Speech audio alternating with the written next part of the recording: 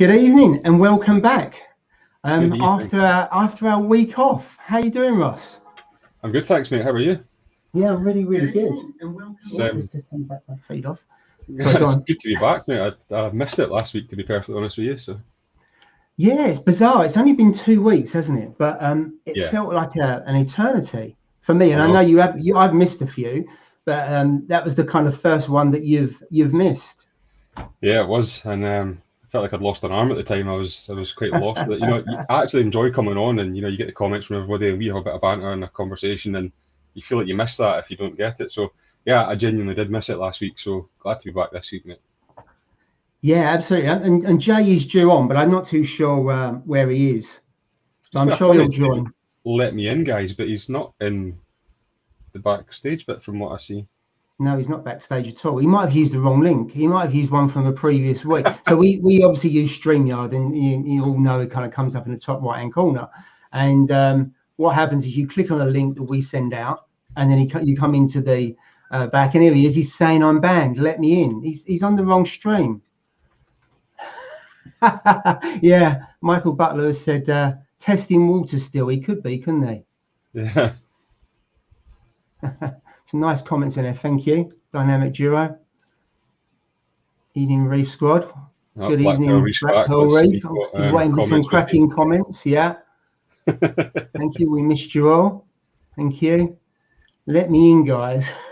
I don't know where he is. He's not knocking on the door. I did send obviously I sent the link out because you've got it. Yeah, I got Ross, it. Ross, and you're in. No, but if he doesn't hurry up, he might be banned. Technology. I got the link on Wednesday, mate. I just checked there, so yeah. Yeah, he's a nutter. Put these tins of beans away. Maybe that's what it is. The wife brought the shopping back again. That's what it'll be. Yeah, absolutely. I thought he was just late because he's had his tea late. Probably. But there we go. Obviously, as soon as he joins, then we come in. Yeah. Hi, Carl.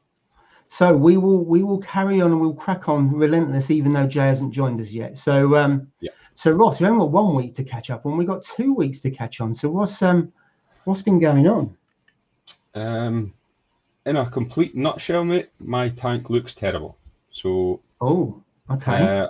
I think you might remember the last live stream we had. I mentioned that my nitrates had dropped down to zero, near enough zero. I think it was about 1 or something. Yeah. Phosphates were quite high, and they did creep up quite high again.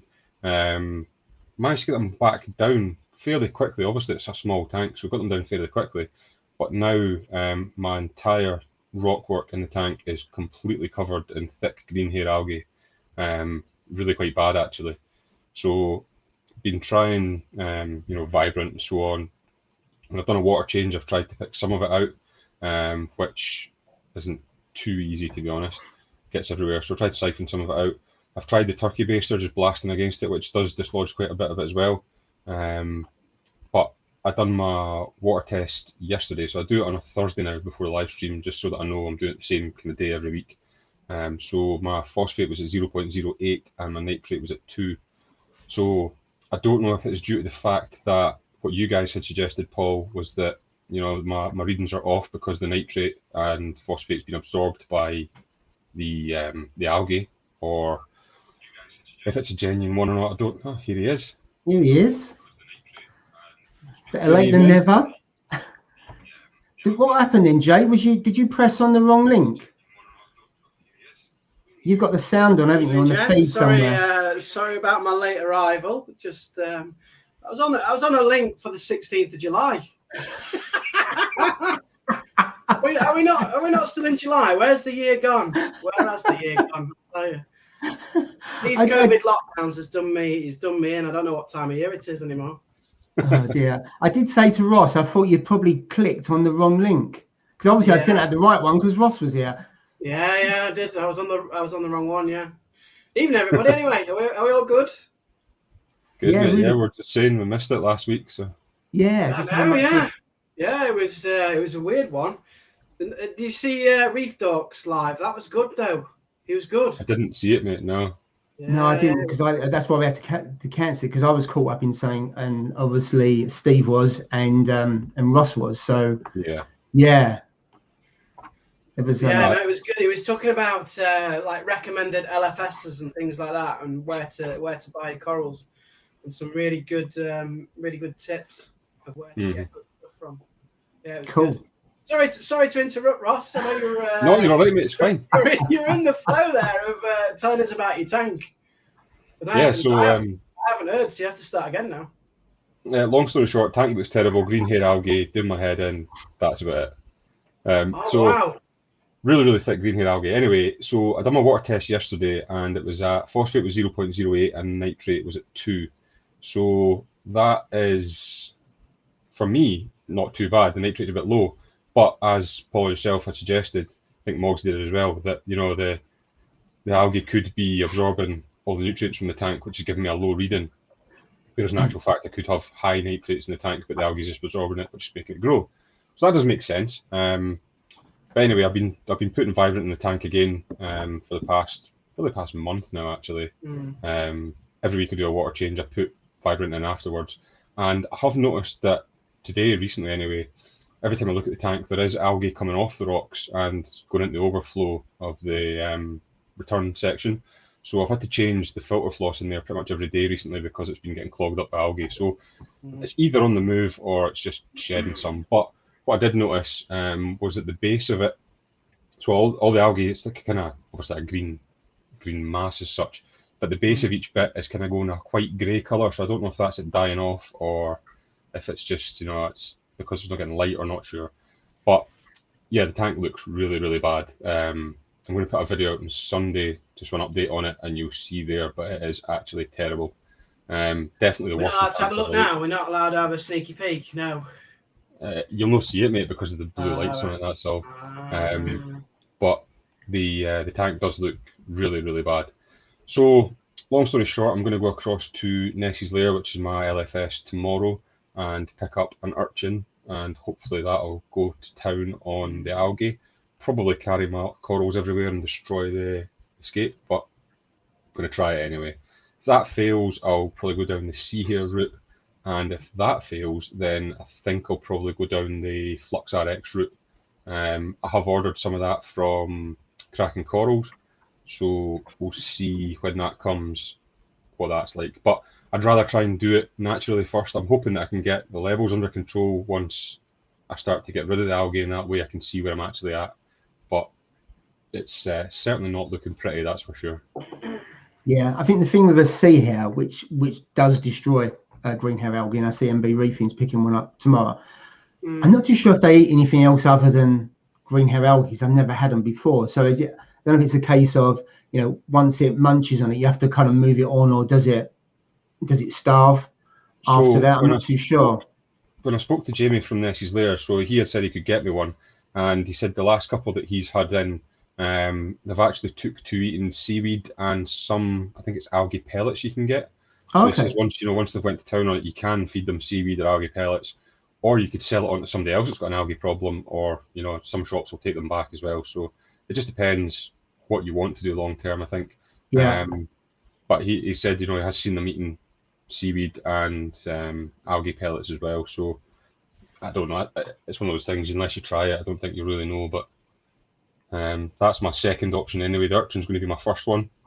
Yeah. Hopefully, I'm not going to end up with an urchin covered in zoas and everything that is dragging around the tank. But they do have a reputation. If you don't glue down your corals, they do dance with them around the tank. I never had an urchin either, but you do see a lot of pictures of them, especially zoas and stuff. But they're known for carrying around SPS and all kinds of stuff as well. I think the problem with having blue lights on your tank is that quite often you don't spot that you've got an outbreak of algae until it gets to the stage where you can actually see long strands of it. Because I've definitely got a start of an outbreak of algae in the 117. It's the only tank that I've got that's got bluish lights.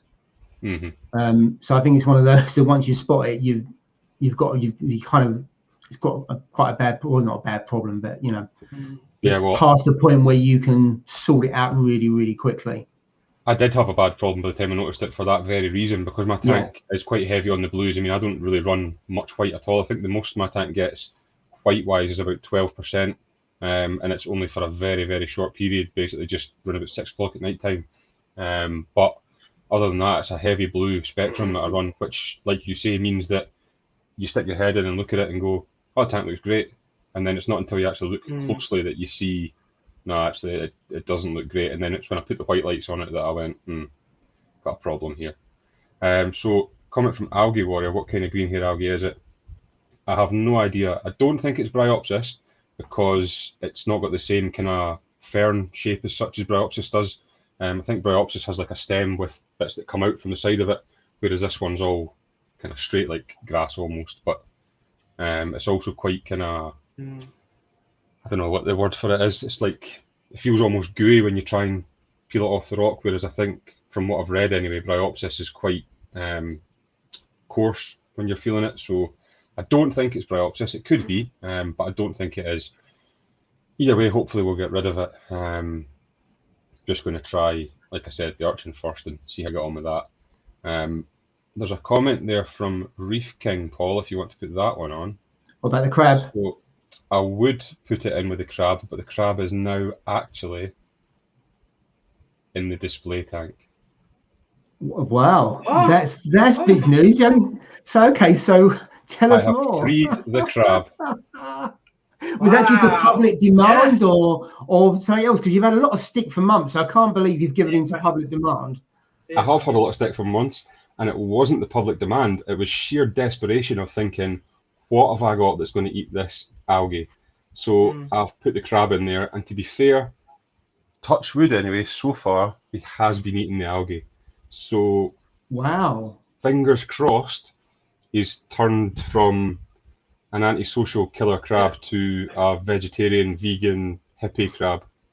So could he go from zero and the villain to hero not overnight? Because if he was that, what'd you do after that? Does he like stay there until he kills something else, or we're just out on parole for eating algae? Well, put it this way, I'm not confident that I've actually left the crab tank up and running. Everything's still going as it was, because I think he'll be back in there soon. But as it stands, he's out on parole for good behaviour, and we'll see how long that lasts for.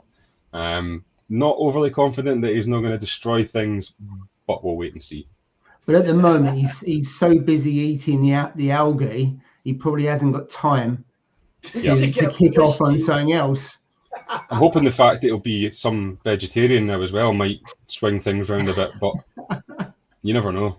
Once a meat eater, always a meat eater, even if he's got potatoes and 2 veg now.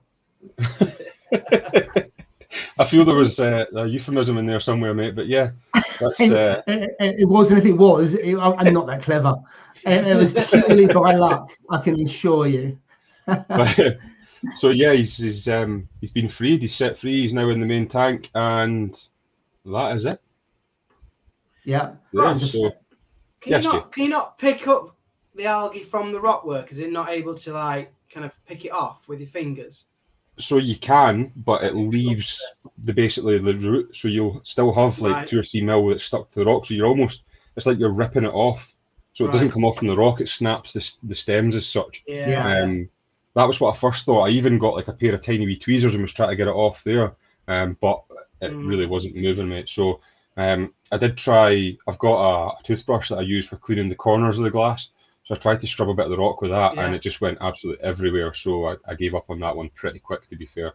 I don't know if that's the right thing or wrong thing to do, scrub it with a toothbrush, but I tried it anyway. So I think ultimately it's trying to get the source, which is the high nutrients, and then trying to reduce that. What I have seen is that if people have tangs, and I'm not suggesting for 1 minute you put a tang in there, tang don't like really long hair algae, but if you pull it out, they'll go for the shorter bit. So I've seen people pull out the longer pieces, so then when it's nice and short, then the tangs will go for it, and that's one way of, I suppose, of it's not getting, won't get rid of it, because the only way of really getting rid of it is by reducing that. But there are fish that obviously, algae blenny is another. I've got an algae blenny in the 450, and that goes after algae, it eats the algae rings and other stuff like that. But of course, in a smaller tank, once they've gone, they're known to starve. So you have to kind of, again, you could use an algae blenny, but as soon as you pretty much got rid of it, you'd have to get rid of the algae blenny, or it will starve. There's a couple of comments there around even when you glue down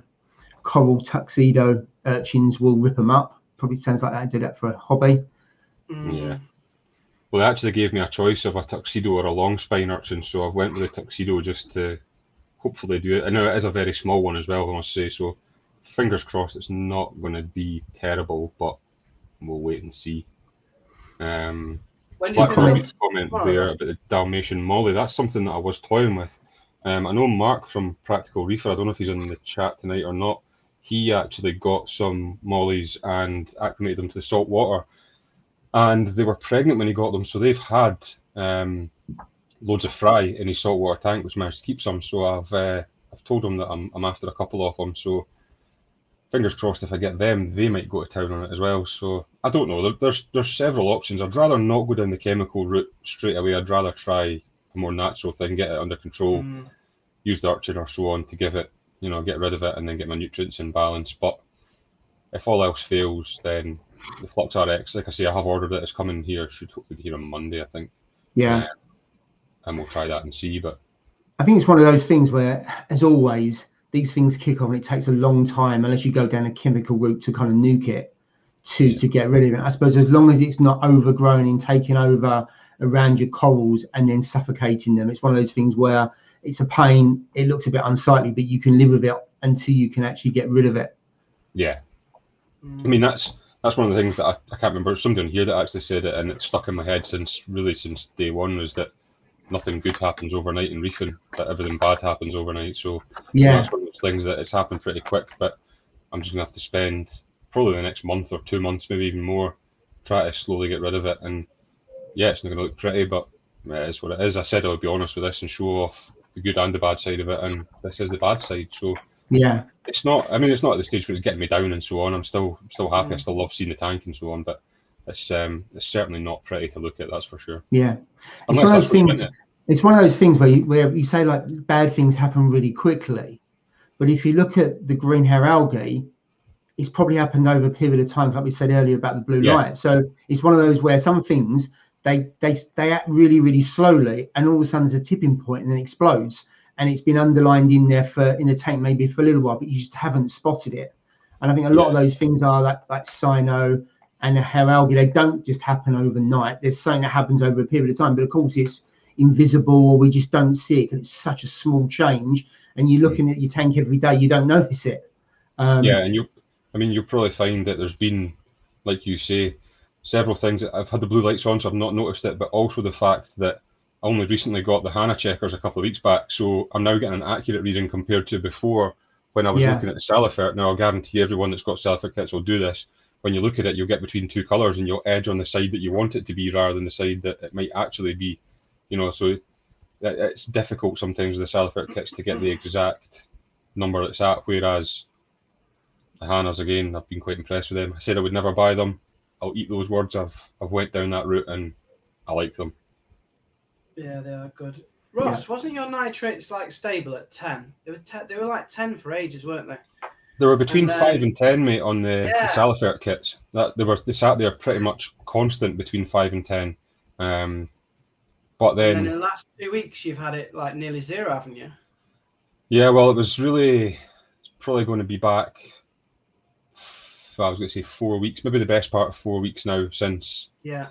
It will be about 4 weeks actually since I noticed that I took a dip. But again, going back to it, I've had the max spec bio balls, and I started off with a kilo in the tank, which obviously was far too much, stripping everything out. So I've slowly been taking them out, and it was actually something that Paul UK Reefer said the other week. Probably slowly taking them out. I mean, we do a water change and it drops it by 20% when I do a 20% water change. So I was taking out 1 or 2 a week. I started taking out 3, 4, sometimes 5 a week actually, just to try and bring it down a bit. So I'm now at the stage where I've got 8 bio balls left, and I think I'm going to stick with that level and see what happens with that. Yeah. I don't want to take too much out and then end up, with nothing and it goes out of control. But yeah, absolutely. Do you think the algae's taking stuff out of it though?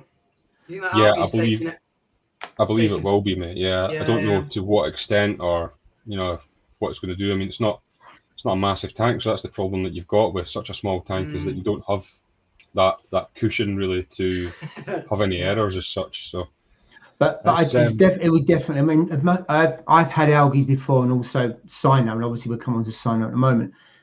I definitely believe, from what I've read and also what I've seen, and also speaking to other people, that when you get the algae and cyanobacteria, it does feed from the tank, so therefore it takes your nutrients down.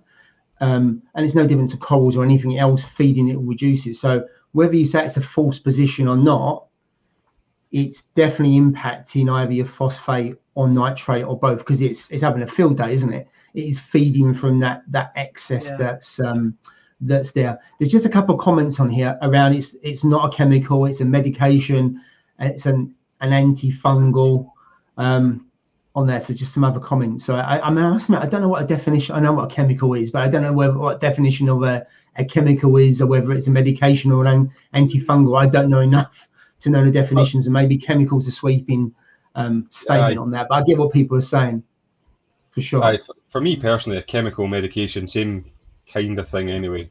It's a route that I'd rather leave till last. I get people are saying it really works, but is it just masking the problem that you've got to start with? I don't know. I'd rather try and get things under control a bit more natural. If it means an extra couple of months with green hair algae and looking terrible, so be it. But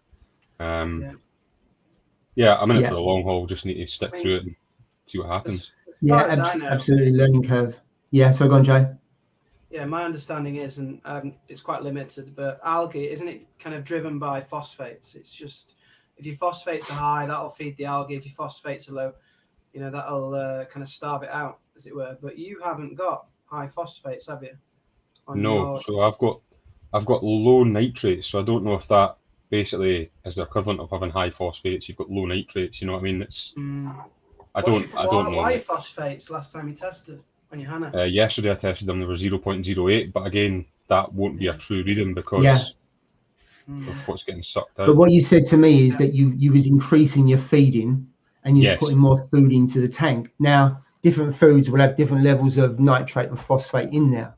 But if you're increasing your feeding, then that, along with light, also will just feed the algae.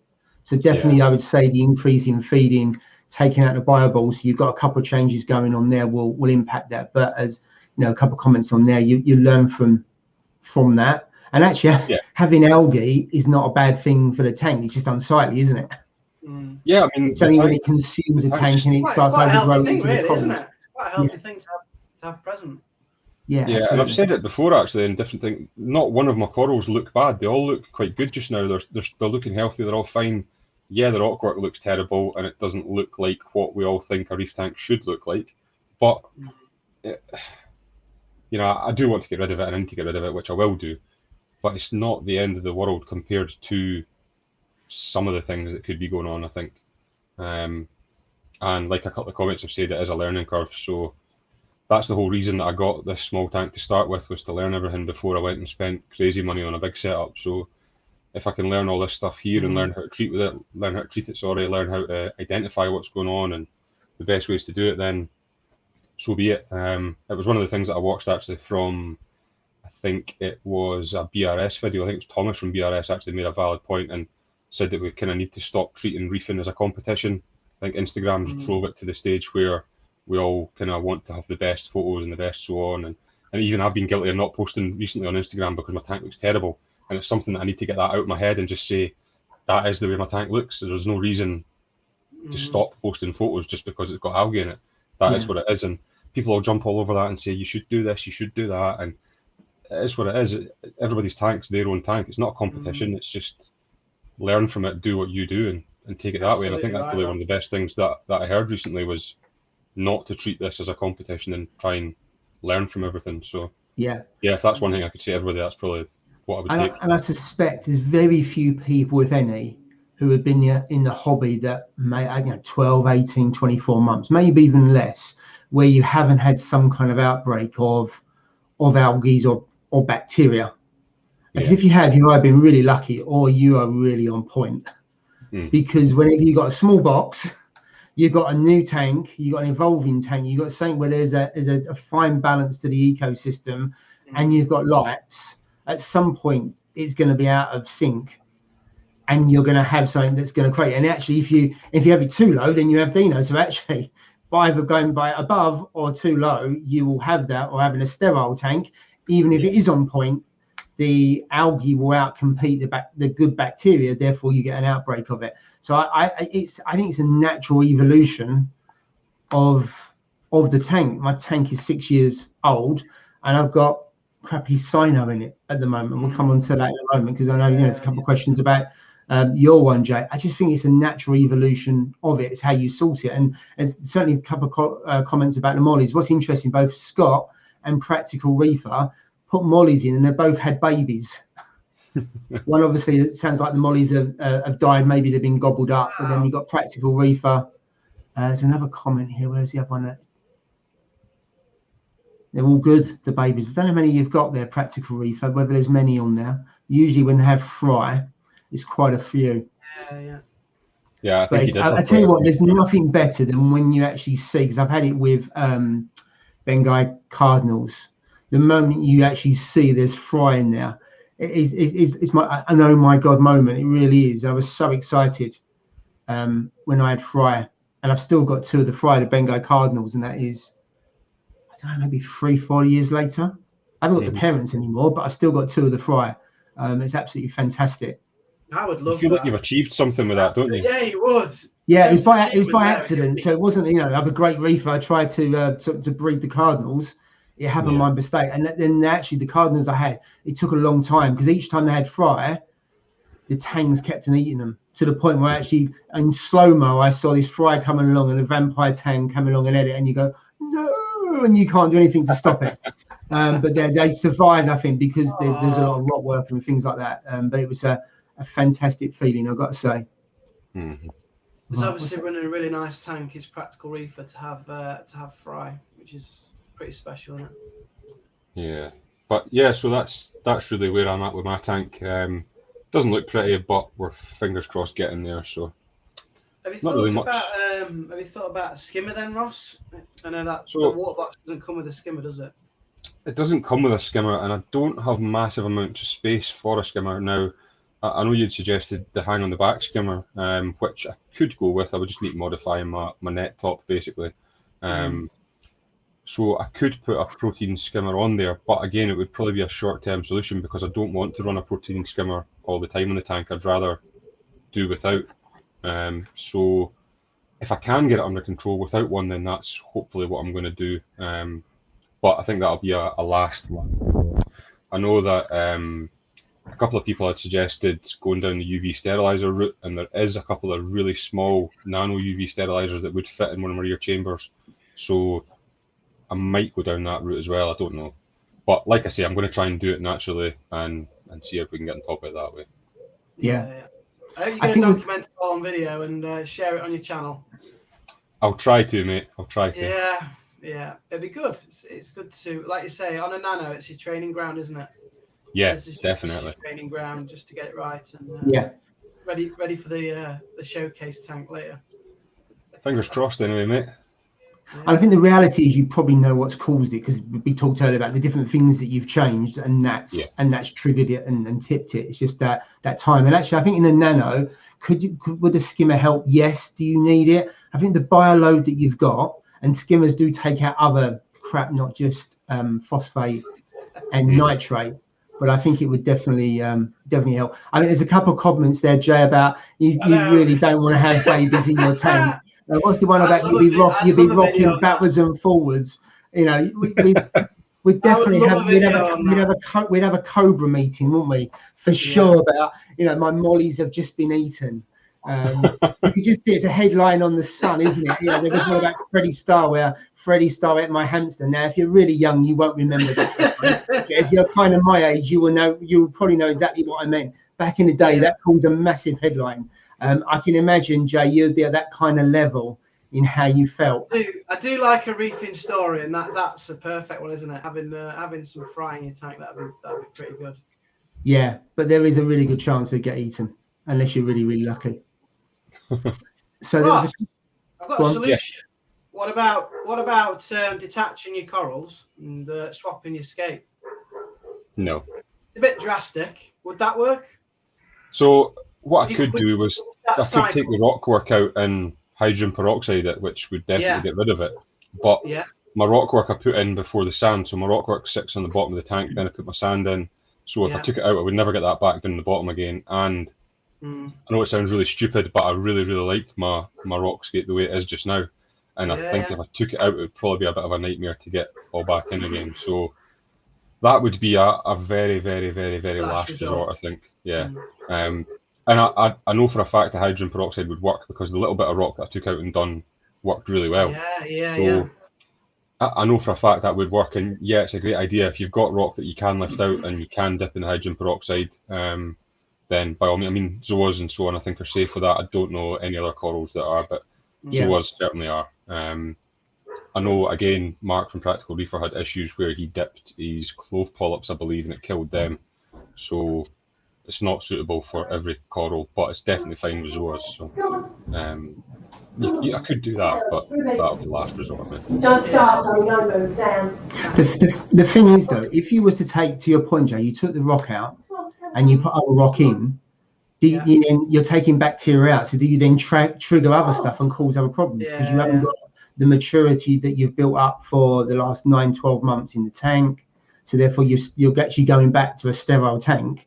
Could that then kick in a cycle? It might work, but by doing that, there's other unintended consequences. I get what you mean, but that's one of the risks of that. I think there's a few comments in here. There's some good ones about we're all here to help. There's people that had cyano over the years, had pretty much everything. I think we're pretty much all in the same boat at different times in our tank. And to your point, Ross, not many people actually raise their head to tell everyone about it. And actually, when you do, you get 1,000 different ways of solving it, which some are good ideas and some you see them and you go, really, if I do that, I'm going to nuke my tank. And actually, it's a total overreaction to it as well. And I suppose over time, you just got to do what you think is right and have the patience to do it, which, you've got this far to, I think, having a stunning tank. You just got a bit of a pitfall and a bit of an issue, and you've got it. You got to kind of sort it out over time. Now there is one more question. Who's that? It's nice to look at the options, but then just make your decision on what you want to do, because ultimately it's your tank, it's your money. So you've got to be happy. You've got to be happy with the decision you make. If it goes wrong, then you can just blame yourself, can't you? That's the thing. Yeah, and I'm happy with that. If I do something wrong and it's my fault, then so be it. But if I do something wrong, thinking that's not really the way that I should do it, I do it wrong, and then I'd be really pissed off at that. So you're gonna be pissed off, aren't you? You got to do it absolutely. So there's this question here. I must admit, I don't know the answer to this, because I think you've got a really healthy tank to the fact that the creatures in it want to breed. But I have heard of people being inundated with baby snails, but I've never had that problem where they've been breeding too much. But I've got someone who might know the answer to that. Here he is. Oh, hey! Hello, buddy. How's it going? Yeah, really good. I mean, more importantly, how are you? I'm all right, mate. Yeah, I had a bad couple of weeks. It was before caught COVID and stuff, and lost so much weight. Lost like 17 pounds in weight. It's just like just couldn't eat and anything. It's like thought it was at death's door to Drupal. So yeah, really bad. It's really bad, mate. And you was banged up for a few days, weren't you? Well, not literally, but yeah, banged up. Yeah, not maybe. No, in the hospital and stuff. Yeah, absolutely. It's shocking. It was really bad. I can tell you, it's weird. And the thing is like I've had both COVID jabs, so it's, you know what I mean. It just goes to show that anybody who's not protected, it doesn't really matter if you are or you're not. In my opinion, it's just it can catch anybody. You know what I mean? So, but for me, it's like I class myself as fairly active, fit guy. I do a lot of cycling and stuff. So, but it just goes to show, it just knocked me for 6. Didn't eat for 5-6 days. You know what I mean? Couldn't keep anything down. It was just, but I've not got any motivation. I've got no drive. You know what I mean? The tanks and stuff. Like, that's why I've not posted anything or done anything. I've just like you could sit on my main display. You see my main display the other day. It was just like a green film. It's just like over the front of the glass, and that's not me. You know what I mean? It's usually like I was just going to close it all down, because it got to the point where I was getting that depressed. I was like, I'm shutting it, closing the whole lot. You know what I mean? And but then people say to you, come on, you can do this and this. You'll get there in the end. And you know what? Thankfully, I never, because I was so close to just selling it all, getting rid. You know what I mean? But But it is what it is, and hopefully in the next coming weeks I should be okay. I think. We were worried, mates, and it's good to see you. So I know you've been in hospital a while. You've been in hospital a while, haven't you? Yeah, mate. It's not appreciate it. Yeah, it's been good. Yes. But if you are shutting your tank down, I'll have some of your corals anyway. You'll be getting people DMing saying, on your last video, what was that coral in the bottom right-hand corner? You cannot shut that 300 down. It's absolutely insane. Well. To be truthful, I am closing the nano tank down. The nano tank's going and getting rid of that. Yeah.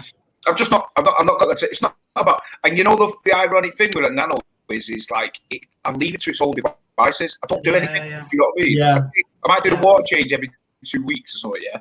I've dosed that all for reefing it, and other than that, I don't do anything. I might change the filter floss in the return and stuff, and that's it. You know what I mean? I don't do nothing to it, and it seems rock steady as anything. You know what I mean? It seems to just do its own thing. You know what I mean? So, and the clam in it is like quadrupled in size since I put it in. It's just gone stupid. You know what I mean? So obviously something's going right in it, but I just haven't got the time for it, and it's taking and the space where it is. It's like it's where my pan drawer is. You know, my pan's drawer and stuff like that, and the cupboard above it. And I have my missus and all that. The deodorant and stuff in there, and it fell down and it bounced off and it hit the glass, and I was like, oh man, you know, like I can't, you know what I mean? I'm not thinking of this thing, so I think in the next couple of weeks, I think I'm going to shut down. I don't know what to do with the stuff. You see, that's the problem, you know, because I've got that Zoa islet, that Zoa rock, so I don't know how to incorporate it into my own, you know, into the 300 in the 350, because I don't really want to get rid of that because that Zoa rock is like so. That's really, really good. And then obviously I'm only going to keep maybe my Dragon Soul torch and then the clam, and that's it really. The rest of it can go. You know what I mean? I'm not really that bothered about it, but yeah, it's a shame, but it's been okay. But I've just not got time for it. I don't know how people run more than one tank. I've only got a tiny nano, and I ain't got the time to do that, to be honest. Properly. Yeah, it is, mate. It does take some effort, hours doesn't it? goes into it a week. Hours. Yeah.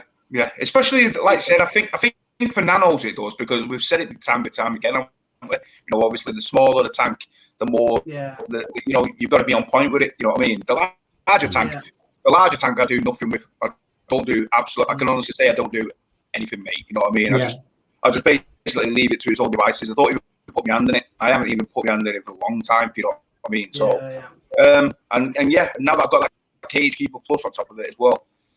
That's just like kept it rock steady. That's like the dog's bollocks. So if I can say that, you know what I mean? That's like. You know what I mean? I'm not monetized anyway, so it doesn't matter. I know. So yeah, it is like the bee's knees. So at the end of the day, it's I just monitor that through the alkaline, you know what I mean? And then it tells me, your tank tells you whether there's something wrong with it. You know what I mean? It lets you know. But like I said, with the nano, I think it's just gone to the point where I've just not got time for it now. You know what I mean? And stuff. It's especially we're working late and things like that. You know what I mean? So I just haven't got the time. So I think shut it down, get rid of it, sell it all for like 60 quid, 80 quid. You know what I mean?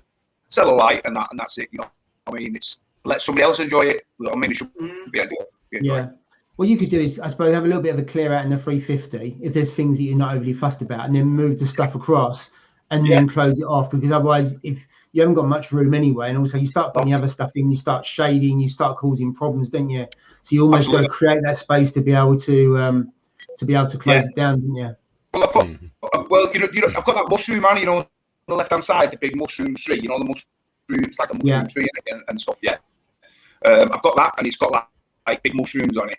But what it's doing is it's getting covered with what's it called? The you know, the black fungi type thing. You know, what's it called? I've forgotten the name of it. No, it'll come back. So I did mention it. What it's called? It's not cyano, is it? Pardon? It's not black cyano, is it? No, not cyano. It's not a jelly. What's it called? Sponge. Black sponge.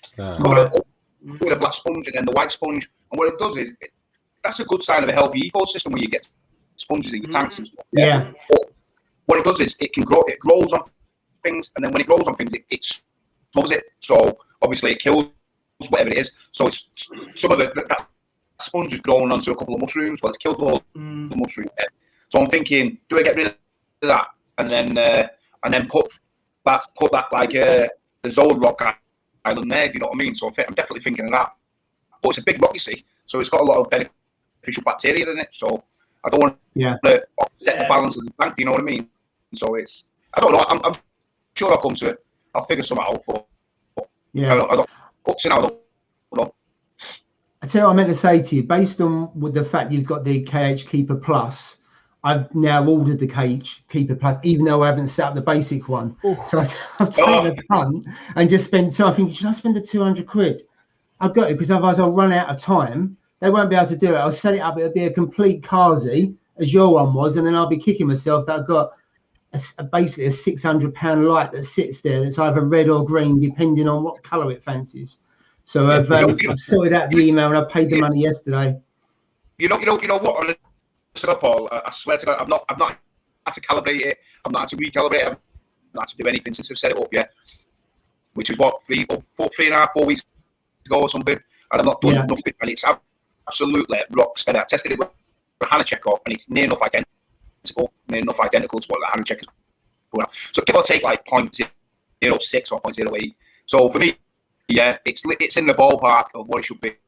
So I can't complain. So you know, I mean, and like I said, I'm not saying that the original KH Keeper was right. I might just have had a bad one. Do you know what I mean? But other people I've heard have said that they swear by the first one, the original one. So but I didn't think I'd hear you say KH. Yeah, is your mic a bit crackly? Because I don't know if it was just me.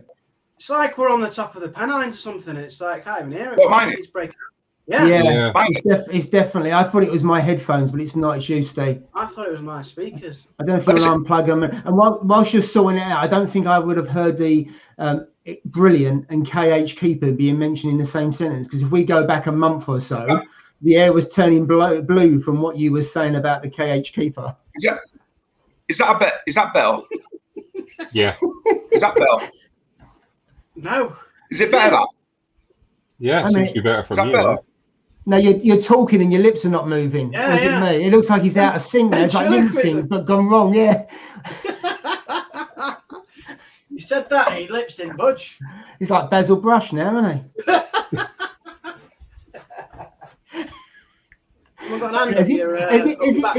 Is he frozen or is he not? No, he's moving. He froze for about 5 seconds. I thought he had my Mackie D Wi-Fi then. Can you hear me now? Yeah, that's all right. I think. Go on. No, it's crackly. Still crackly. What about that? Is it what's your microphone? Is it just in your laptop? Yeah, it's the laptop one. Yeah, the built-in one. Yeah, I don't know. Yeah, it seems a bit better there, mate. Yeah. Is that better? Yeah. Bill, you say it's a little bit better. Hey, we'll go with what he says.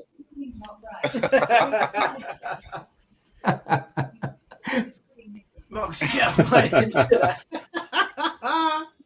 you know what? Yeah. Right, I think we're okay now. Yeah. It's better than the Reef Keeper. I'll say very little then. I'll say only if I'm spoken to. I can't believe you do that, Steve. That's just not going to happen. No chance. I'm not being funny, but it won't happen. Going back to the point of the KH Keeper on Steve, though, I think what we should do is get somebody that's got the time and the skills to take Steve's rants about the KH Keeper and mix them in with these positive reviews of the KH Keeper and do a little video comparison with them. Because it'd be quite funny to see him going mental and then saying they're brilliant. There hasn't been a video on the new one, is it yet? I'm waiting for that one. No, I am. What I've been doing is I've been taking parts, over time. So I'm just and then I'm just gonna do one big 15-minute one. You know what I mean? So from when I set it up to like how to set it up and so forth. So that's how I've done it. So yeah, I'm gonna. Can you watch the telly with that one on? Because I know you couldn't watch the telly with the other one, could you? Oh, this one you don't hear me. It was that noisy. You couldn't even hear the TV. You don't hear it, mate. It's seriously super, super quiet. Very quiet. Yeah. I saw Reef Dog's video when he done a comparison of the two, and it was completely different in terms of the noise level. Yeah. Anyway, when you jumped in, there was this question from Black Pearl Reef, and I don't know the answer to this, Steve. I don't think the other two guys either. I don't know if there is a way. I don't You can see that on screen. No, I do have tons of snails, and I have snails that lay, like the Nazaria snails. You know the Nazaria snails. They're always laying babies in my tank. I don't know whether the fish eat them though, actually, but you do see them, you know, at night time, and you see the little tiny little white shells on the glass. And I at first I thought it was like copepods, but then you realise that it's like little tiny baby snails crawling on the glass. So obviously, in my tank, there's probably hundreds of them. Do you know what I mean? But for me, they tend to come out in the evening, those things. But I don't know how you can get rid of them. To be truthful, I don't think you can, mate. Can you? I need some more snails. To be fair, I did ask Steve the question about that. See, I didn't forget about your question because we hadn't answered it. So that was like half an hour ago. I was going to say that. Yeah, I got asked the question. I said, "What did I say?" I said, "I won't talk until I'm asked." That's what I said. Right. So let's move on. There was a question ages ago about, I think it was Black Pearl Reef, saying, "Jay, how's the cyno?" So I think 20 minutes later, we'll come back to that question. Honest, it's doing my head in. The best thing I am at growing is cyanobacteria. I've mastered it. Honest to God. So it doesn't look like it at the moment because I've actually dusted down the rocks this evening and got rid of, like, sucked out loads of cyano off the rocks. If I leave it 3 days without touching it, it's covering all the rock work everywhere. It's like a blanket of red everywhere. It jets off, but it's obviously because it's photosynthetic. The longer I leave it, the more obviously it builds up.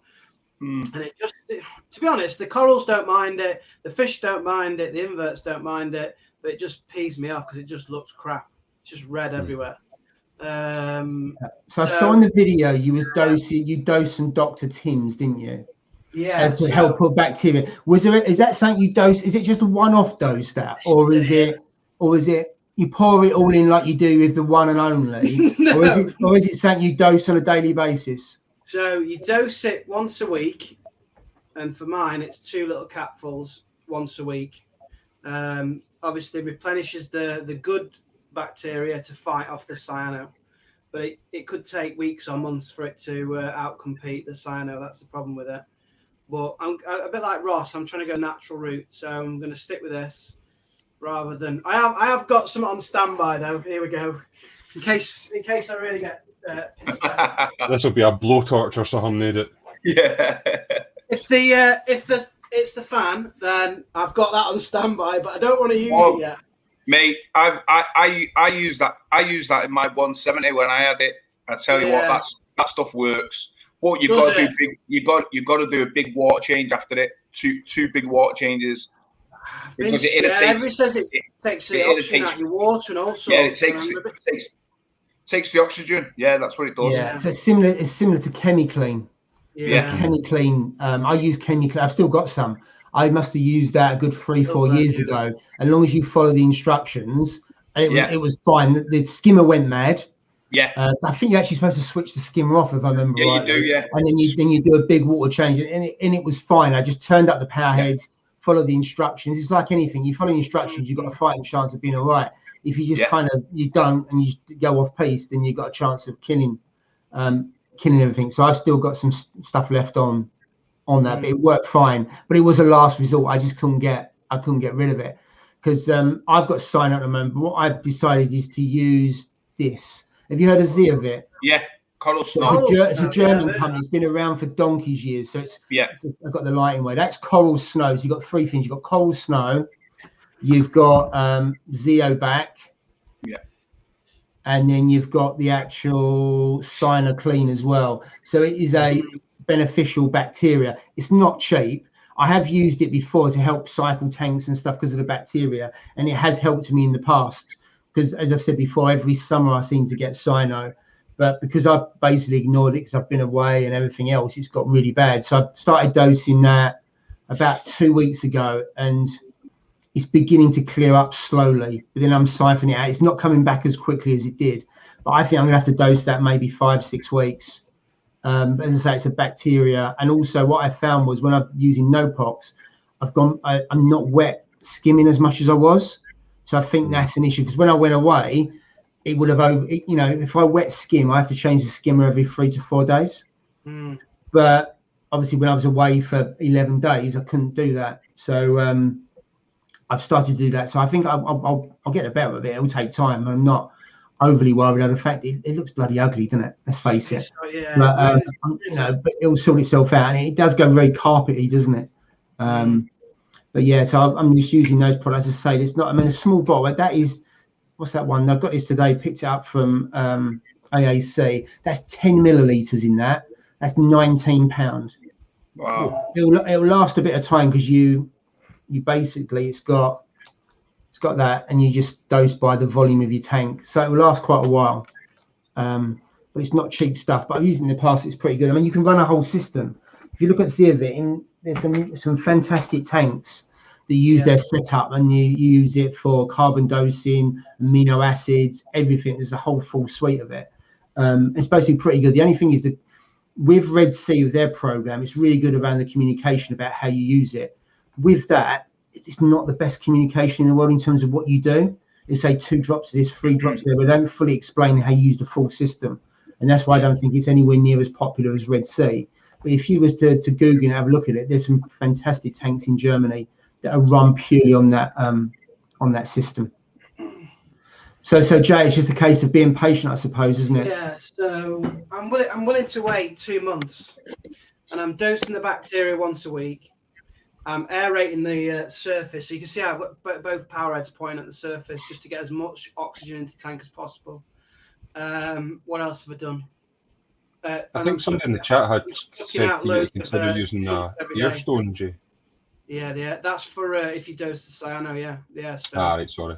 Yeah. But I'm going to, I just keep siphoning it out. When I see it, I just keep siphoning it out. But then it's like my salinity has been affected as well, because obviously the more water you take out, then your salinity in the little nanos, the salinity drops quite quickly. So then it's going to just balance it up with a small water change as well. I was just about to say, if you turn your top off, and obviously you know how much you're taking out, and then obviously you put it. It's a bit of a pain, isn't it? But that's one way, I suppose, of dealing it. But it's just put more effort into it, doesn't it? Yeah. And I'm also dosing live phytoplankton every day as well. I've never done that, but I just want to see what impact that has on kind of just the new kind of bacteria and nutrition of the reef and things like that. Yeah. So there's a comment on there about AB+. Was you dosing AB+? I can't remember, Jay. Yeah. So I was. Yeah, that's interesting. So I used AB+ up to 2 days ago, and I've now moved on to Reef's Elements on a recommendation from Northern Reefer. Because obviously he's got torch corals that just look unreal. Like the coloration is unreal. And I was like, how do you get that color? And it's like, I use Reef's Elements Amino Plus. I was like, right, I'm going to go on to that now. I've moved my coral. You know what? That's a big, when you do a big change like that in your system, that can like instantly change the balance of your tank. You know what I mean? It's like when I was doing with the Red Sea products.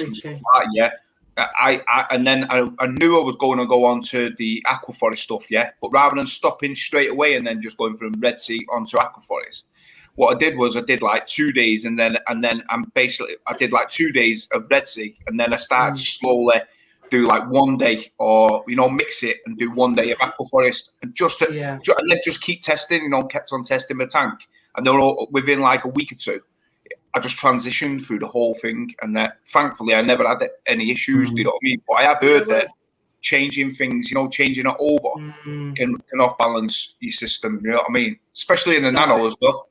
I'll find out that probably about a month down the line, because obviously I only started changing over a couple of days ago. But you know what I think? Do you know what I think honestly kicked it off? So about the first 6 months, I used to dose like live foods, copepods, brine, shrimp, and that mud, that reef mud. Oh yeah. Then I got lazy, and for about 2 months, I was just doing water changes. And I think what I've done is I've stripped out like the biodiversity of the bacteria and all the, all the little creatures that you. And I think over the 2 months where I've not been doing that, that's what's triggered it off. And now I'm just trying to restock and get back to where I was. So I think that, I mean, I could be wrong, but that's my personal opinion. I think my biodiversity has dropped that much that the cyano's taken over. And now I'm just trying to get that back up again in the tank. So hopefully it can win. But like I say, it's not affecting the corals or the fish. It's not killing anything. Listen, cyan. People go crazy with cyano, thinking it's like the killer disease of everything. Do you know what I mean? Yeah, cyano is nothing, mate. You know what I mean? Everybody who's in the reefing hobby gets cyanobacteria. Everyone. And anybody who says they don't are lying, because I have cyano in my tank. Yeah, I'm telling you, they're lying. You know what I mean? I have it in my tank, but you know where I have it? Where there's not enough flow. You know where there's not a lot of flow. Yeah, and it's like stagnant. And then I see it's just like seems like little red blotches, little red blotch. And then all I do is just get a toothbrush and I scrub it, and then it flows down the chamber into the skimmer, and that's it. You know what I mean? And that's the mistake I made as well. I had little clumps, Steve. And I left them. Scrape them straight away. If I see any of them, I'll just give it a bit of a scrape, and then it goes down the overflow into whatever your filter socks, your skimmer, whatever you've got, and it just catches it, and then just do it that way. Because then once it's down there, it's out of the tank. Do you know what I mean? And then just change your filter socks if you've got filter socks, or do what you do. Well, like he says, Reef King, Carl. Yeah, just keep doing it, and then just do small water changes. Just keep your salinity. Make sure your salinity is right. Just have a little bucket on hand, because you're not going to. It's not like you're going to do 10-litre water changes. You know what I mean? That's why I'm happy to wait, because it's not killing anything. It's not affecting. Even if it's room temperature water, it just mix a little barrel, of room temperature. Keep it in your tank, because what you're talking about is when you suck it out, you're probably talking half a pint or something. It's not going to affect the temperature of the water. It's going to, and as long as it's a safe salinity, it's going to be okay. You know what I mean? Yeah. That's what I'd do. That's a good tip. Thanks, mate. Yeah, I would. That's what I'd do. But I always think the natural route's the best one. Unless you're under real pressure, unless stuff's dying. Yeah. If you've got things dying, either fish or corals. Like Ross hasn't got anything dying in his. He's just got a bit of an algae issue. You've just got to sit it out and go the natural route. And just if it takes 2 or 3 months, it's worth it without putting the medication or the chemicals in it. I agree. You just got to deal with it, because both with the green hair algae and with cyano, it can start growing over corals. And as soon as it starts doing that, it will just suffocate them, lack of light both, and then that was when it starts dying. So it's kind of trying to nip it in the bud, isn't it? But you just, as long as you realise it's going to take a while to sort it out, you can live with it. Yeah. Most of it's gone now, I think. Well, like with yours, Ross, your algae, definitely get a CA, mate, without a doubt. You know what I mean? No doubt. If you can get one, get one. Well, I think you maybe missed that bit, mate, but I'm picking up an urchin tomorrow, and I'm getting it from Nessie's Lair, which is my LFS, and they've actually said they can get me a sea here about 2 days time, basically, if I need one. So I'm going to go with the urchin first, try that. If that fails, then I'll get the sea here and try that as well. So listen, the option is there for it, mate. I see here, no doubt about it. My mate had a 200. I think it was like a 250, and his rocks was covered, and he had one sea here. And I think within 2.5 weeks, it was near enough all clean. You know what I mean? It was crazy how fast they took it out. They just continually eat. They don't seem to stop. Those CAs, they just eat it. The only problem with them is once they run out of their algae, they die, and then they can nuke your tank. That's the only problem with them. That's what we were talking about. You've got to be able to move it on to someone else. It's a bit like you can use an algae blenny. I've used algae blennies in the past. Again, they starve.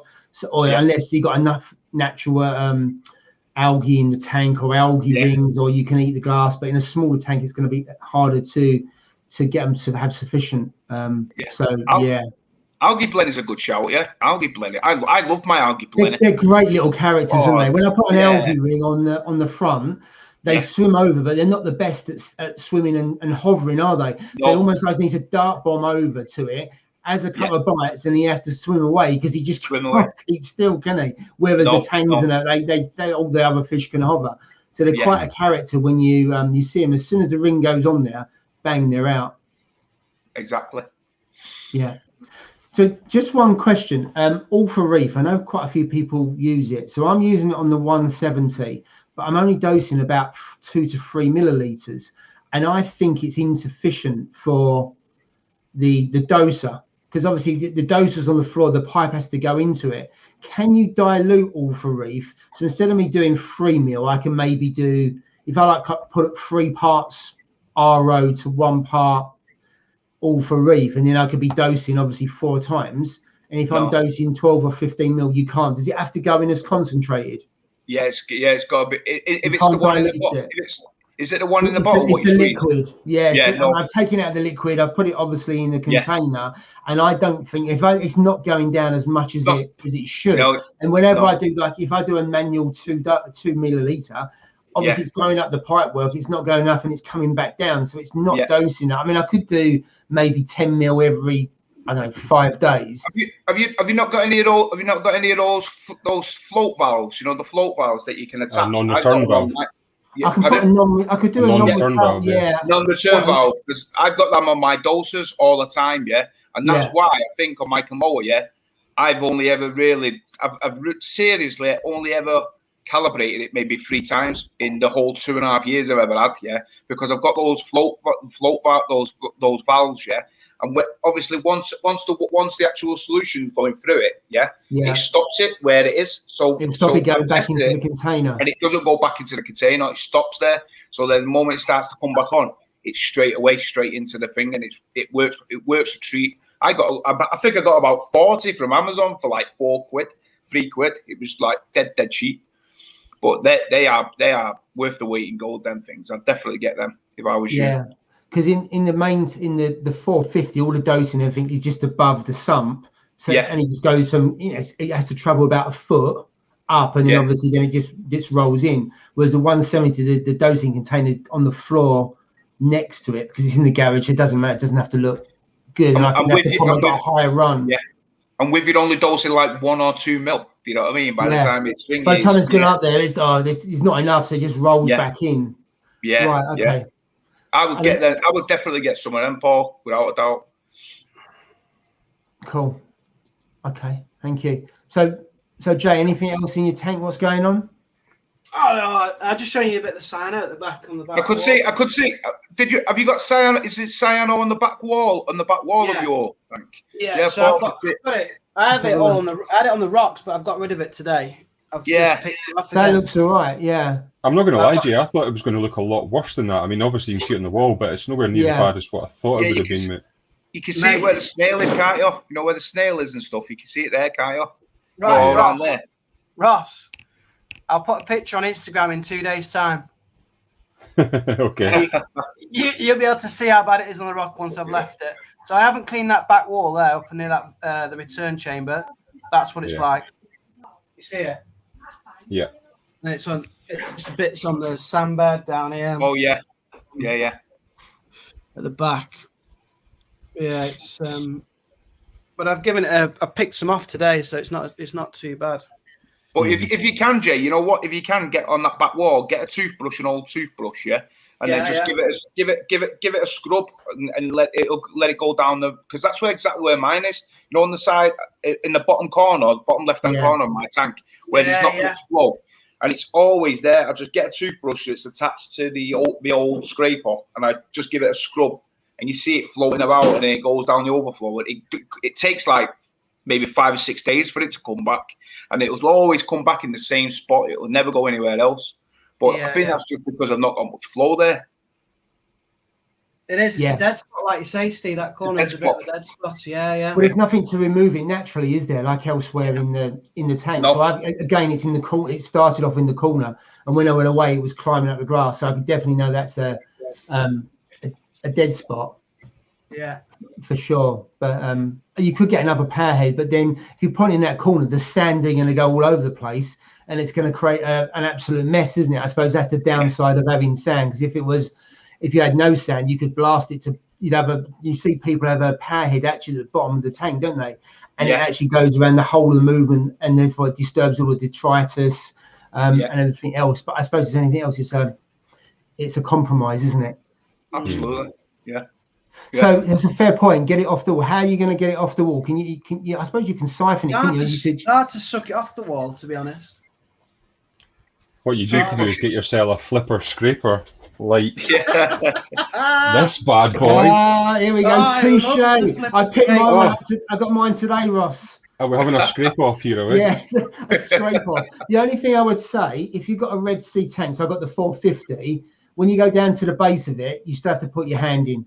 So I should have got a bigger one, is all I say. So I picked it up from Dom. So I was looking, Dom was the only place I could see. So I wanted to pick it up locally from an LFS, and none of them had got it. So I copied you, Ross, unashamedly. I ordered some stuff from Dom earlier this week. It was one of the, I tell you what, it's really sturdy though, because I was thinking when you get in there, you're going like that. Am I going to snap the bugger? Because I'm not the most careful person. I break everything. But it is really sturdy. So I like the fact that you can change the blade on it as well and just put a credit card in there. That's well, a room key or something like that, you know. But yeah, really, really good. I was quite impressed with that, to be fair, mate. So yeah, get yourself one of them, Jay, and then just siphon it out. You're right. It is how you use it, to be fair. And I get my hands wet because I have to go to the bottom of the tank. That's why I want to go elbow deep. Oh, this is going downhill. Do you know what? I should have thought of the sheep's gloves, shouldn't I? Yep. That is a schoolboy error. If I was a farmer, then that wouldn't be a problem. So you're right. It's short version. Should have had the sheep gloves. Or maybe I could upgrade to the longer version, in all honesty. And actually, it's very remiss of me. So thank you for reminding. Well done, Ross. Oh, Steve's got you got 1,000 Instagram followers. And nice also, one, guys. Congratulations, Steve.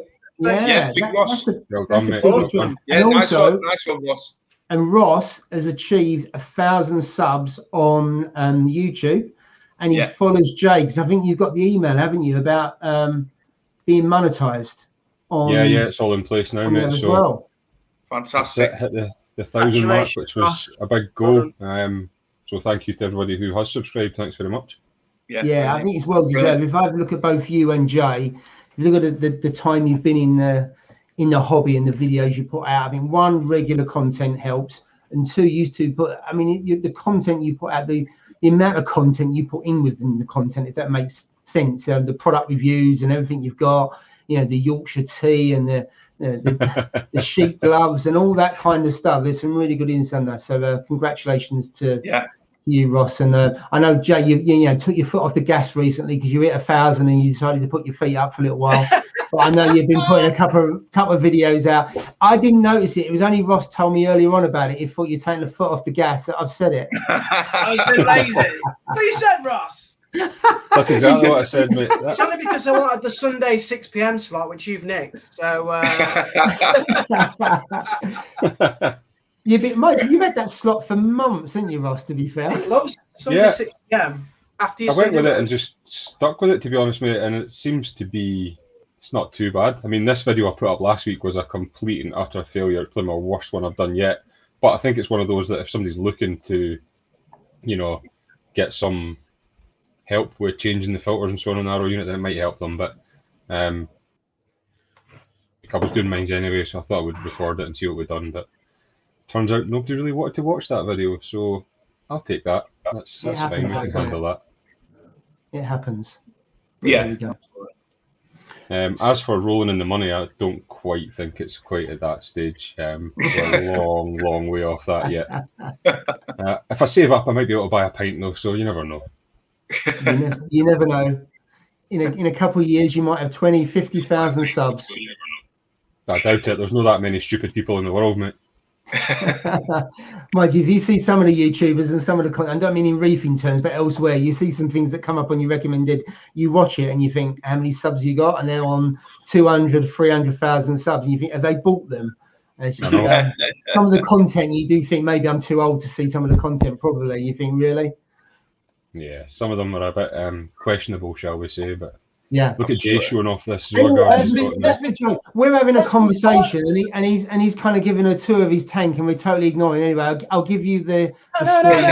I just wanted to show you guys my new garden here. Look, that I've planted up. New Zoa garden. Look at it. So Oh, well, what's that you've got there? What ones? I see some Yeah, names on there. if you can name them all, then go on. There's a challenge. Oh crap on those ones. Are you got Bam Bams in the middle at the top? No, none of them are Bam Bams. Yeah, they look like Bam Bams, the top right ones. Yeah, scrambled. Are they scrambled eggs? No, they're not. No. What is that noise? Steve, what are you doing? You What is that noise? What is that? know what it is? Yeah. Whoa. You know what it is? You down the pit. What I'm not having a, you know, look at what it is. My missus bought me this for my anniversary. You know what I'm saying? I've not really enjoyed it because I've been ill. So look at what it is. Oh yes, mate. Nice one. Wait a minute. So forget Jay's Zoagard, and we're going straight to you, Steve. When you said you weren't going to say anything. So what is it anyway? Is it, Steve? It's a beer pump. Look. Oh, is it a beer pump? Nice. Look at that. It's just turning. You see? His screen's frozen now. It's turned into a shopping channel. Isn't it? We've got ironing boards one week, and now he's totally lost it. His screen is totally gone. He's drunk. He obviously uses the internet to pour a beer. It's a Wi-Fi beer keg. Got a Wi-Fi. Got his Wi-Fi dongle. Pour a beer. You see me? We're back now, mate. Yeah. You know what? I think my Wi-Fi's connected to the freaking McDonald's across the way or something. It must be. No, it's a beer pump. My missus bought me a beer pump, you know, for our anniversary. So it's what it does. It's compressed. So that noise when you pour it, it compresses. It's basically like having a beer from the pub. From the pub, yeah. So basically you put these things in it. You could give us a demo on camera. That'd be good. So you put them in it, and that's where it compressed. That's where it compressed the gas there. Yeah. So then you put it in, and then that's what makes that noise, is because it's compressing. It's making sure it's putting the gas in it. So that's the sound. But these, you get it. So I've not really enjoyed it as much as I should have, really, because I've been ill. But over the next few weeks, beers for it as well. Yeah, you could buy loads of different things, mate. Yeah, you could buy Heineken. You could do Corona. No, we're talking about good quality beer, mate.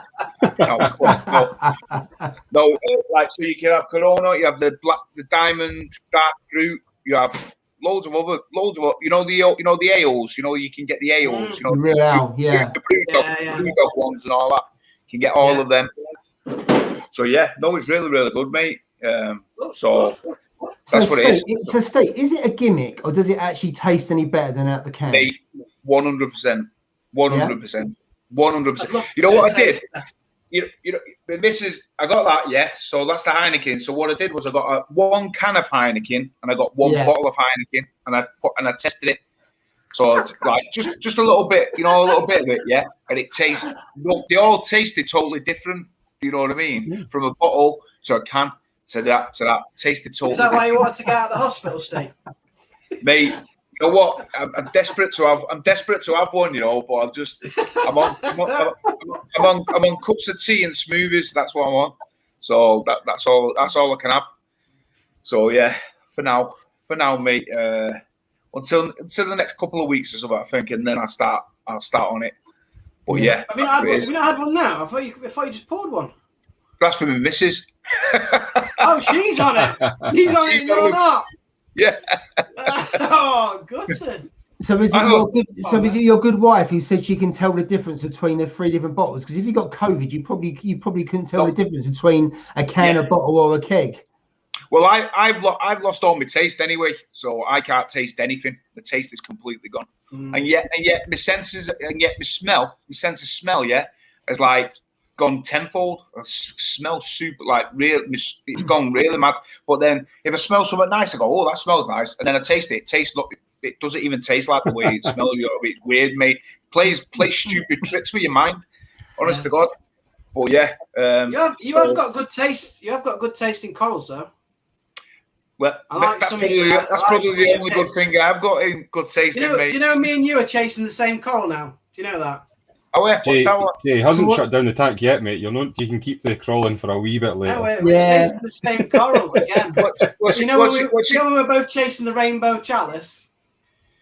Hey? The Pikachu one now, the SPS. Oh, that's mine, mate. I've got my name Mate, on that one. I've got it lined up. I know who's got I've got one.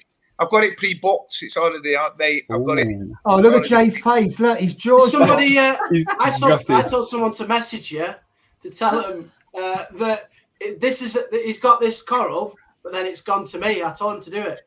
I was like, this is when you're in hospital, mate. I said, message him, tell him you've got this coral, but Jay's bought it. Oh, mate. Hey, I'd have been taking a cannula out and everything, mate. I'm out of here. I'm going. Is it signature frags? Yeah. Signature flags, yeah. Yes. Yeah. Have you seen it? I keep texting him. I keep saying to him, listen, I want a decent size one, not like one of these little tiny farty little pieces. No, I've got the big piece, Steve. Yeah, I want a good piece, mate. I want a good piece. So and fair play to him. He says, you know what? I'll let you know definitely. Well, he's just not had any. He's not had any, has he? So. No, What's he saying? If Jay says no, you can have it, Steve. Is that what he said? Yeah. You know what, right? I'll tell you how desperate I am. I'm going to go to his. I'm off to his coal shop in a week and a half. Hey, and I'm going to go and stroke it. And you're going to have to look at the pictures. You know. Oh no. Where is it? Let me get a picture of it. It's a proper Pikachu as well, isn't it? Yeah, it's a beauty. Yeah. Jay, there's a great comment there. When Steve said he's got one booked, your face was exactly like that. It was, if you could freeze frame it and stick it as the thumbnail. Jay loses a Pikachu. The thing is, though, I hadn't heard of it until Steve said it, and I looked at when people say something. No, you're copying. I'm gonna. Yeah, I thought I'm gonna look. Copycat. I need some yellow here. Like I could do with some nice bright yellow on that top bit there. So I was like, you know what, Jay? I wouldn't get it, mate, because you know that cyano, yeah? It might cover it in a cloud of dust. Might cover it in a cloud of dust or something, mate. You know what I mean? I want a stick like Paul's t-shirt. That's what I want. Bright yellow. but Jay, do you know what? Most yellow sticks, you put them in a different tank, they lose their yellow. What? Yeah. Because the conditions in your tank will be completely different to signature frag. He hasn't got cyano for starters, so there's a bit of a drawback. Look at this. Hey, Paul, stop winding me up. No, but seriously, yellow is. I've never kept them. I've never been able to keep yellow, but that's maybe because I'm crap. But very rarely the yellow frags stay yellow when they go from one tank to another. Now I'm sure someone in the comments will tell me otherwise, but they usually change colour. Hey. They'll go green. Oh, there we go. There it is. That looks green, mate. Green. That's green. That's going to be green. I tell you what, Jay, we'll have to have a sweepstake. That's the one I pre-ordered. That one, mate. Yeah, that's the one I told to send to you to wind you up and tell them that I bought it. I've already got that one on, mate. I've already got this one. Right, you see that bit? You've got that little stick there, and I've got the rest of the colony. He's got the colony. You've got a 1-inch stick. I think there's only one way to solve this, lad. See that? It's a Harry Hill, isn't it? That's your bit there, Steve. That's my bit. I'll put it up again. Yeah, but Jay, my little bit like that will stay yellow. Yours probably won't. Yeah, well, we'll see how it gets on. The thing is, I've only got a nano, so I only need a tiny bit. You need a bit more, don't you? Yeah. But Steve, on his video, he'll have his latest video, and he'll go, right, Yorkshire tea. I've gone to the Solomon Isles. I went diving. I come back with this one. And you know what? Steve has copied me. Yeah. Hey. And he's got it. I've discovered it's the Jay's Pikachu. It's a proper Pikachu as well because it's got red polyps, but yellow. Exactly. Yellow. It is the original one. It's beautiful. Well, they're so hard to get. That's why. You can't get yellow sticks very well. No, you can't. No, they are hard to get. So definitely got. I'm definitely having a piece of that. Definitely, mate. No doubt about it. There's no doubt about it. I can't believe he didn't tell you that I was winding you up about it. I tell you what, I was like, he's in hospital. Send him that picture. I'd love that. mate. Oh yeah. And tell him. Imagine I get receiving that on a text like that. Oh man, imagine. I know. God, That's what got you out of the hospital, isn't it? Because you wanted to get that. He's demonetized. Steve's gonna. What's that? Steve's. I missed that last bit. Sorry. Steve's gonna claim copyright. To be fair, I did copy because you told me about them, and I was like, I definitely want one of them. I just wanted a yellow. I want yellow SPS, and you can't really find it many places. No, there's very few about because they're so hard to keep that colour. Once Steve gets his, he could frag you off a bit, and it could be the super ultra Steekachu. Hey, get the Steekachu! Get the Steekachu! Hey, you put the nail on the head there, mate. Yeah, Steekachu. Yeah, that's a bleached out version. Steekachu. What, from yellow to white in 48 hours? Hey, Jay, how's your others going on anyway? What? Oh, your other SPS today. I was trying to show you my new garden, and you just put the beer thing on. All I could hear was. I see in the garden. I'm talking about your SPS. How's your SPS doing? Oh, the Digitata, the Digitata, the Stellata, and the Millipora, all good, mate. Nice growth, nice colour. Acropora, I mean, what the hell is that stuff? What the hell is it? Why do you want that Pikachu? That's an Acropora, mate. I reckon it's an Acropora. It's too small a piece. When you start really small, it's hard to get it going and colouring up. Whereas I think absolutely, if I've got that big piece, then I'll be all right. So you're gonna sink some money into a colony. The big mother colony. I'm just gonna stick it right on the top there like a big crown. Yeah, it'll be like the gold crown, won't it? It'll be like the gold crown, mate. Yeah, that'd be perfect. That. But I like that. The Acropora is not colourful, really. I'm struggling with it.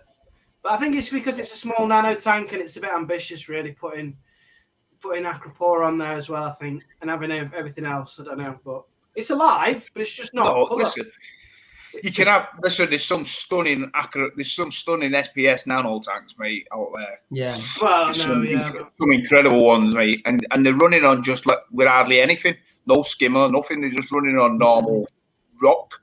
You know what I mean? And bio balls and stuff like that. That's running on cyano, though. That's not ideal, is it? You might like it. You don't know, Jay. You don't know. I've put thousands into this tank, and I'm not even running it. The cyano's running my tank. Right, so Jay, do you want to go back to the Zoa garden? I don't know if Steve's interested. He's too busy making beers. Do you know what? He's so desperate. You put the Zoa garden on there, he'll go and get the ironing board out, won't he? Let me turn down the lights. Hold on a minute. I've just got to change the barrel. I've got to change the barrel over. That looks like that's a hospital drip, Steve. What's that doing? Yeah, that's the drip. That's the bit where the beer comes out of. So it's like that in the machine. It's like the machine. It goes like that in the machine. It does look like something out of the hospital, to be fair, Steve. It does, yeah. I've not brought my drip hole, and then that is where your beer comes out of there. Did you get discharged properly, or did you just walk out, Steve? Look, there. You see it there. Oh, 1 minute. Let's put it back on solo. Oh, there it is. That's it there. Yeah. So it goes in the top. This is more like QVC, isn't it, tonight? It really is. So it goes in the top there, look, you see. And then this hole's here goes there. What? Why are all your appliances so big that you've got no kitchen sideboard? I've got none, mate. No, look. How big's that? What is that there? Pizza oven? That's a Ninja, mate. You know what? I never use my oven. Because you know why? I just cook everything in that Ninja. That Ninja, you know, mate. Best thing I've ever bought. That one of the best things. You never ever cook anything in the oven. It's a grill, but it cooks it. What it does is it does loads of different things. So it can slow cook it. It can and then it can do what's called what's the thing? So it'll grill it and then it'll do air fry it. So basically it'll crisp like a chicken over on the top, yeah. But it'll keep it dead moist. So, but it cooks it in like half the time if you grill. Plus it's energy efficient as well. So, mate, all my food goes in there. Ninja food. You know, mate. Tell you, Steve, how can you talk about energy efficiency when we run tanks where you can see the light through your window for the moon? It kind of don't work, does it? Yeah, but you know what? I get this question all the time. You know, when people say when they come round to the house, like even my mates, and they'll go, "Flipping, it must cost a fortune in electric," and it actually doesn't. That's the ironic thing. It doesn't cost a fortune to run. You know what I mean? I think when I works out, it works out at around about 70 pence for all extra. Do you know what I mean? A day or so.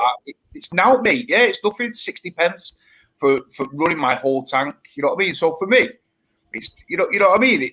It's not a massive cost, is it? Now if it was like £6 a day or something, then that's a bit of an issue. You know what I mean? But so the equipment that we use on our tanks must be energy efficient to only burn 60 pence. 50 pence. It's certainly better than it used to be because T5s and halide lights, they really burn them up. I've never seen. You've seen a couple of tanks run on halide, but they really do. They get really hot and they burn through the electricity. So I suppose LED over the times it has become far more efficient, hasn't it? Absolutely, yeah. And if you think about it, what we have on our tanks, we have, especially larger tanks. I've got 4 lights over my tank. And then I've got like skimmer, I've got the KH keeper, I've got the doser, I've got heaters, everything. So all that's burn electric. So for me, it's fairly cheap. I think it's a cheap hobby. The only thing is the corals. That's the only thing. I have never heard anyone say reefing's a cheap hobby. No, it's a cheap. I mean, a cheap hobby to run. I mean, as in like running it. No.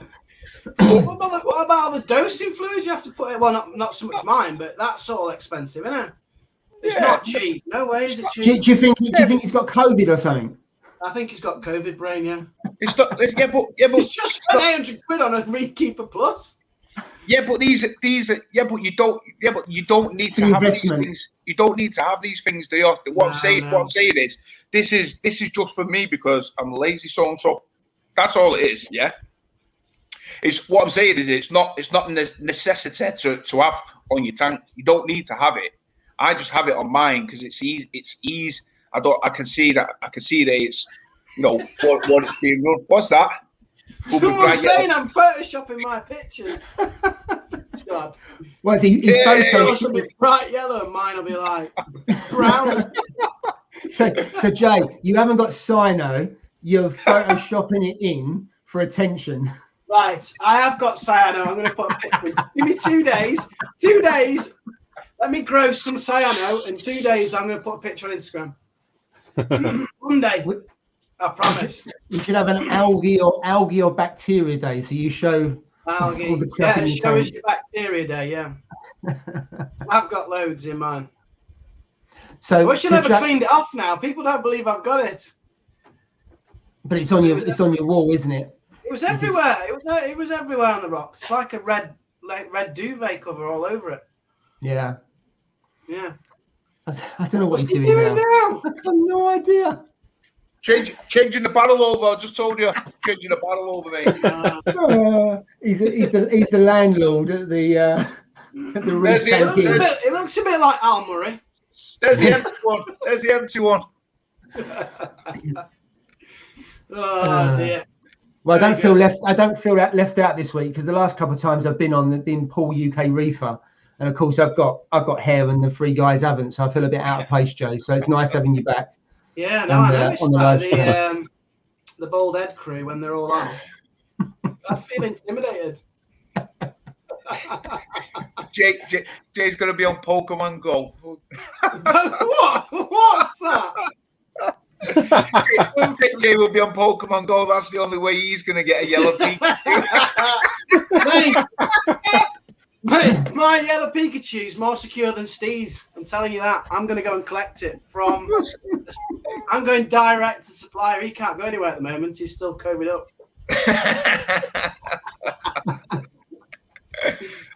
Oh dear. I'm texting him now. No, don't be bothered texting him. Don't. There's plenty to go around, Steve. Be a good boy. So, Paul, what's been happening with your tank since we've been away? Sorry, mate. Stevie's talking to me. Oh, bloody hell. I didn't hear him then. It went off. So I've got problems with all 3 tanks. I've got cyano in one, and obviously I'm going to be dosing the zeobit stuff. The Reefer 170 has actually got green hair algae, which I haven't done anything with. I'm just going to bring the nitrates and the phosphate down, take the feeding down, and it'll just clear up over a couple of months. It's not affecting any of the corals, so I'm not overly fussed. And then today I've put a Mithras crab into the Reefer 900 because I've now got a bubble algae outbreak. So I've got 3 different tanks with 3 different common issues. So the bubble algae, again, it's not really having much of an issue at the moment. I think the hot weather and the fact that I've been ignoring the tanks virtually since the end of June, so about 5-6 weeks. So again, as long as it doesn't affect the corals, and it sounds very blasé, but they'll just sort it out. I've had all 3 of those things before in different tanks, but I mean the corals are looking fine, so that's pretty good. I haven't added any corals for quite a while, and no fish for quite a while. I tend not to do anything over the summer. I don't add any corals or anything or fish, just because I lose interest over the summer, especially if we're out of lockdown. I'm virtually out every day, doing different things. So as long as I keep the tanks ticking over, and then once the summer ends, September, back on with some videos and things like that. So it's great. The live stream is probably about the only thing I do reefing wise. And I've been so busy. I've been getting up at 6:30 to do some maintenance on the tank for about 45 minutes, like doses and clean the glass and stuff like that. But yeah, bought that, so that helps. I've got some really stubborn algae I need to sort out on the glass. I know, Steve, you've been talking about this, haven't you? I've been using that for ages because I've got pipefish in one tank, and obviously a mandarin in the other, and they absolutely love that. And it's much easier than having live copepods. Just keep it in the fridge, take it out. The only thing, and Ross triggered this earlier on, there's liquid obviously in this, and I don't drain it out.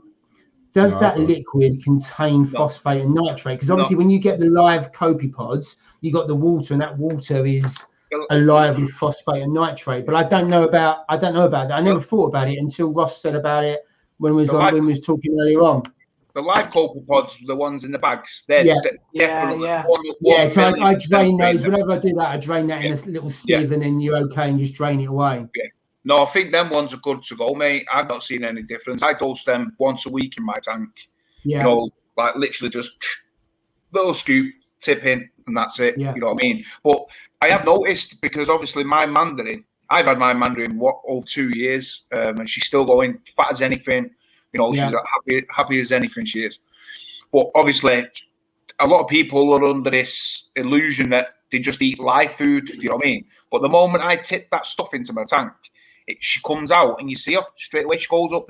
Usually mandarins stay bottom level, you know, more to the ground. They don't really like to tend to, well, mine doesn't anyway, doesn't like to tend to go up into the middle section of my tank. She likes to stay low. And she comes out and she's right straight onto it. You can see her eat it. You can see her eating them, and yet they're supposed to be dead, aren't they? These are they supposed to be dead? Then I think just got a comment there. I think they're in suspension, whatever. I mean, they're not alive.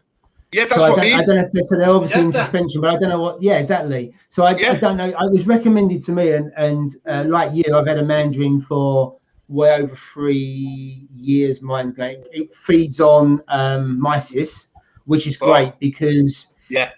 The other fish is out competed, so I target feed the mysis, but I feed this stuff every day into that tank, and I've been feeding that for about 12 months. I haven't really noticed anything. So not as if I've just done it, and then I put it in the other tank with the pipefish, and again the pipefish is on mysis, so again that really helps. Because when I went away for 11 days, I didn't dose anything. I don't know if they didn't have any food for 11 days. Or they was on flake and other things, but they were both fine when I come back, and I just beefed them up a little bit with some extra food. But that's his first bite, and I'm not too sure. I think it might be in phytoplankton suspension. I don't know. I just know in the not live ones, you keep them in the fridge, and the fish love them. Yeah, absolutely. I mean, I've recently started using that as well, to be honest, and both of my clownfish and my wrasse absolutely love it. Now they were quite picky feeders beforehand, but now with that stuff, they go crazy for it. The second I take it near the tank, they go mental. Look at that! What's he got now? No, it's Black Pearl Reef just said, look at the shining dragon acro. Oh my God, that is nuts. Look at it. Oh, is that the one? I want one of them as well now. Is that on Reef? Is that on Reef builders? Is that the comment there, Jay? Yeah, that's the one. Look how nice that is. That's right. I'm gonna put you. Look at that, is really yellow, isn't it? Sorry. There you go. Jay, I think your nano tank's going to be the most expensive nano tank in the world. the way you're going on. What's that? That's going to be £10 a frag, I reckon. Cheap. Hey,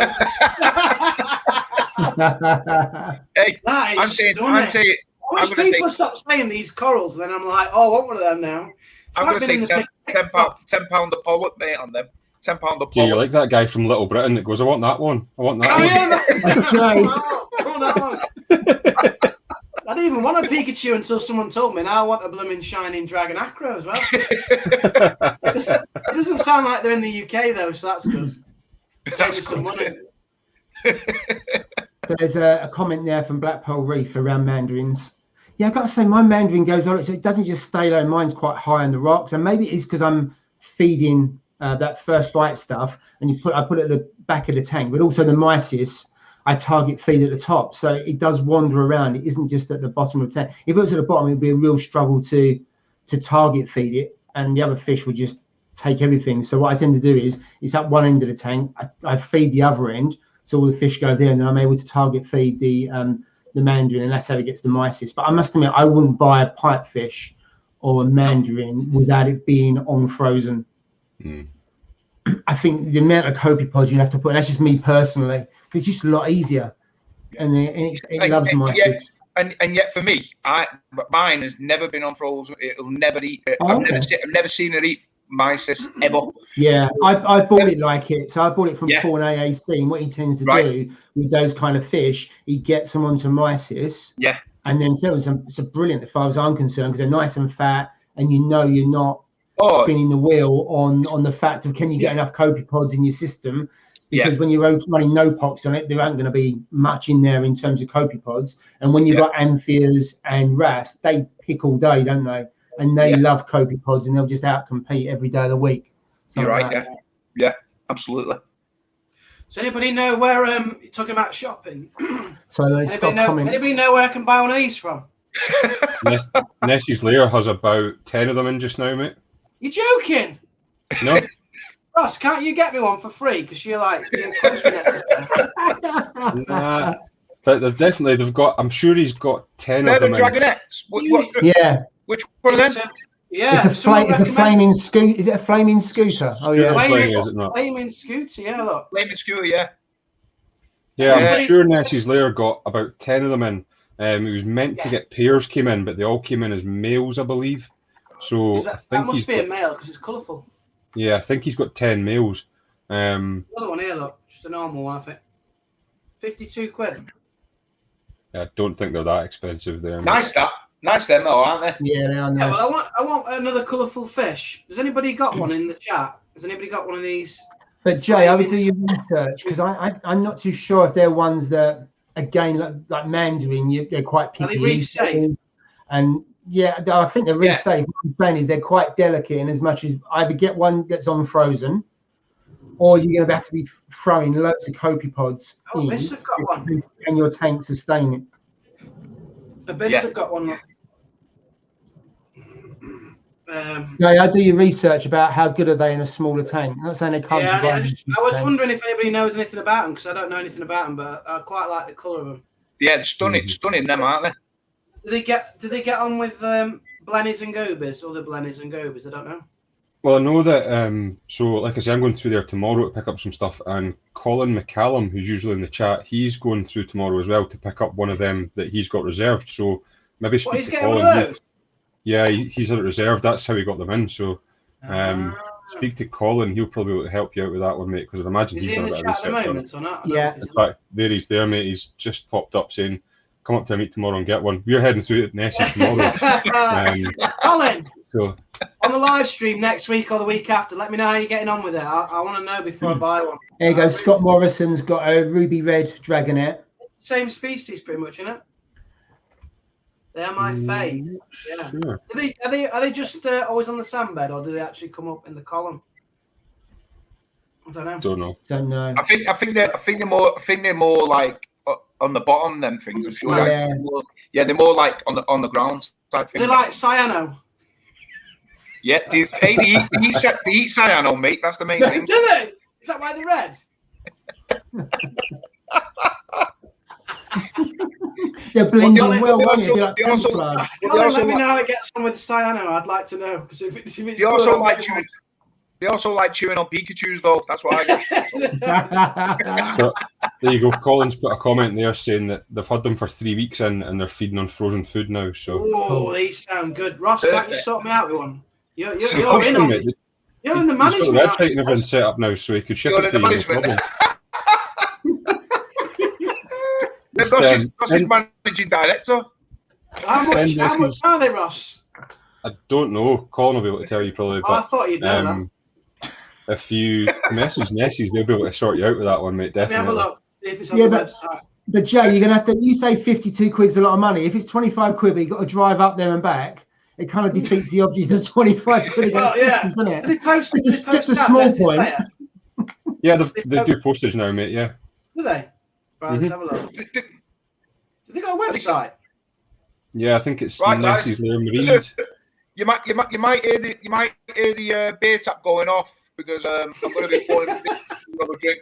Yeah, so You're not we allowed go, a beer, Jay. Steve. You're not allowed a beer. Jay, they're 25 quid, mate. Ooh, 52. That sounds like good value, doesn't it? That 25 is good quid. value. Let's have a look. Where is it? I'm not just saying this, but I honestly don't think you would beat Nessies on prices of stuff because I mean, even like the torches and that they had. Yeah, What yeah, the What hell? you're saying? Jay, Yeah. go and have a look at the torches he's got on the website. Then you'll buy some more. You reckon? Are they cheap? I think so. No such thing as Mega cheap cheap. coral, is there? Oh, torch I coral, think there is. Has he got? It is. I mean, he was selling what 25, 40 quid a head, wasn't he, for I torches? think I'm going to wait for Colin Ross? to give a review on it, and then I might decide. To Yeah. So I mean, I got just a standard torch there, and it was £20 per head, and it's took off in my tank now. It's probably twice the size it was when I got it. So I can't complain that. But he's got a couple of different types of torches in there as well. So there are definitely some nice ones. There's a few comments there about people getting mandarins and other fish of that breed feeding on other things like lobster eggs. I think you've got to get it feeding on something else to really help. Otherwise, what you'll be doing, Jay, if it doesn't eat frozen or something like that, you'll be constantly throwing in copepods to keep it alive because you won't have enough in your tank to keep it going. No, I want it just to feed on pellet, basically. Pellet. I haven't heard You might before struggle about with those that kind of fish eating pellets and flake. I'm sure there's some around, but I Oh, my don't really fish see eat them. pellet. No, we're talking about a mandarin and a dragnet. They're not gonna. Well, they might do, but I haven't heard much about people feeding them and then actually taking pellets and flake. No, I can't even see on the website here. It's maybe not on the website yet, mate, because they're not actually. I think tomorrow's the first day they're ready for sale because he's had them in quarantine for 3 weeks. So Oh, was it? Oh, Yeah, wow. and It's quarantine as well. all these fish are quarantined, mate. So he puts them in for 3 weeks now. Right. But like you'll get Yeah, them but the feeding thing on is now, frozen. Colin's going to pick the nicest one, isn't he, basically? And I'm going to end up with a buddy. One that's Are you throwing your toys out the pram again, Jay? You can't get your right Pikachu. Well, You can't get a dragnet. I mean, tell what you what else to do, can't you mate, get? right? Go and jump in the car just now because we're going there for 10 o'clock tomorrow morning. So if you're there before us, you get first pick. You can stand at the door like that saying, "You're not coming in. It's mine. It's After this mine." live stream, I'll have to set off. It'd be worth it for a 25 quid though. Yeah. That's bargain, yeah. So, Michael, this is what I was showing earlier on. I think that's what you was referring to. Yeah, So yeah. it's copepods, first bite, and that's what the conversation's been around those that you keep it in the fridge. Yeah. And I don't. They've got so the expiry date on this one is 07/22, and I go through a bag in a couple of weeks. Oh, do you? Yeah, because I feed every day into 2 tanks. Ah, okay, yeah. Ross, can It's you not film expensive it though, is it? It's tomorrow? about £6 or something. for a Yeah, bag. it's pretty good in the scheme of things. Yeah. And it's much Ross, easier can than you- defrosting frozen cubes and so on.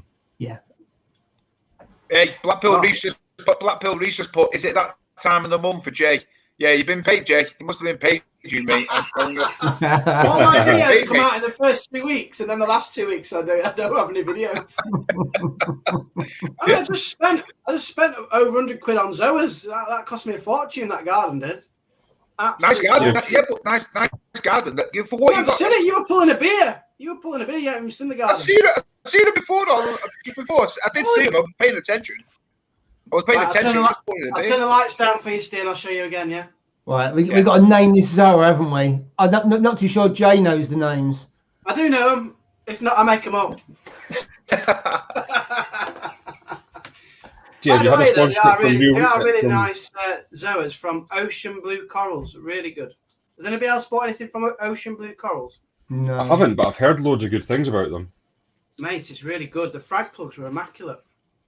Ocean Blue Corals. Ocean Blue Corals. Look, if you want Zoas, I think that's pretty much the main thing. Are they based over there, I take it? I think down in London, I think. I think. Yeah. I'd definitely buy Paul's from them. Heard of that. Have you heard of that, Paul? No. I know Practical Reefer, he bought some from there and they were really, really good that he got. They opened up within about an hour or two, which is unreal. Yeah. It's unusual for Zoas. Right. I don't know what you can see here, but Right, I've put it on main screen. So you don't. Yeah. They look like Bam Bams. Those top ones. no, there's no Bam Bams. 100% they are.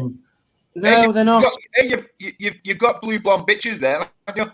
Yeah, that's at the top there, Steve. Well done. Right up. Can you see it? Where? No. Oh, right in the back. Oh, I see. Round the back. Yeah. And then round is the that? back, And then you got rasters there as well. Is that rasters? There's the rasters. You got Yeah. And then to the right of that's definitely Bam Bams. Yeah. No, that's utter chaos. That one, apparently.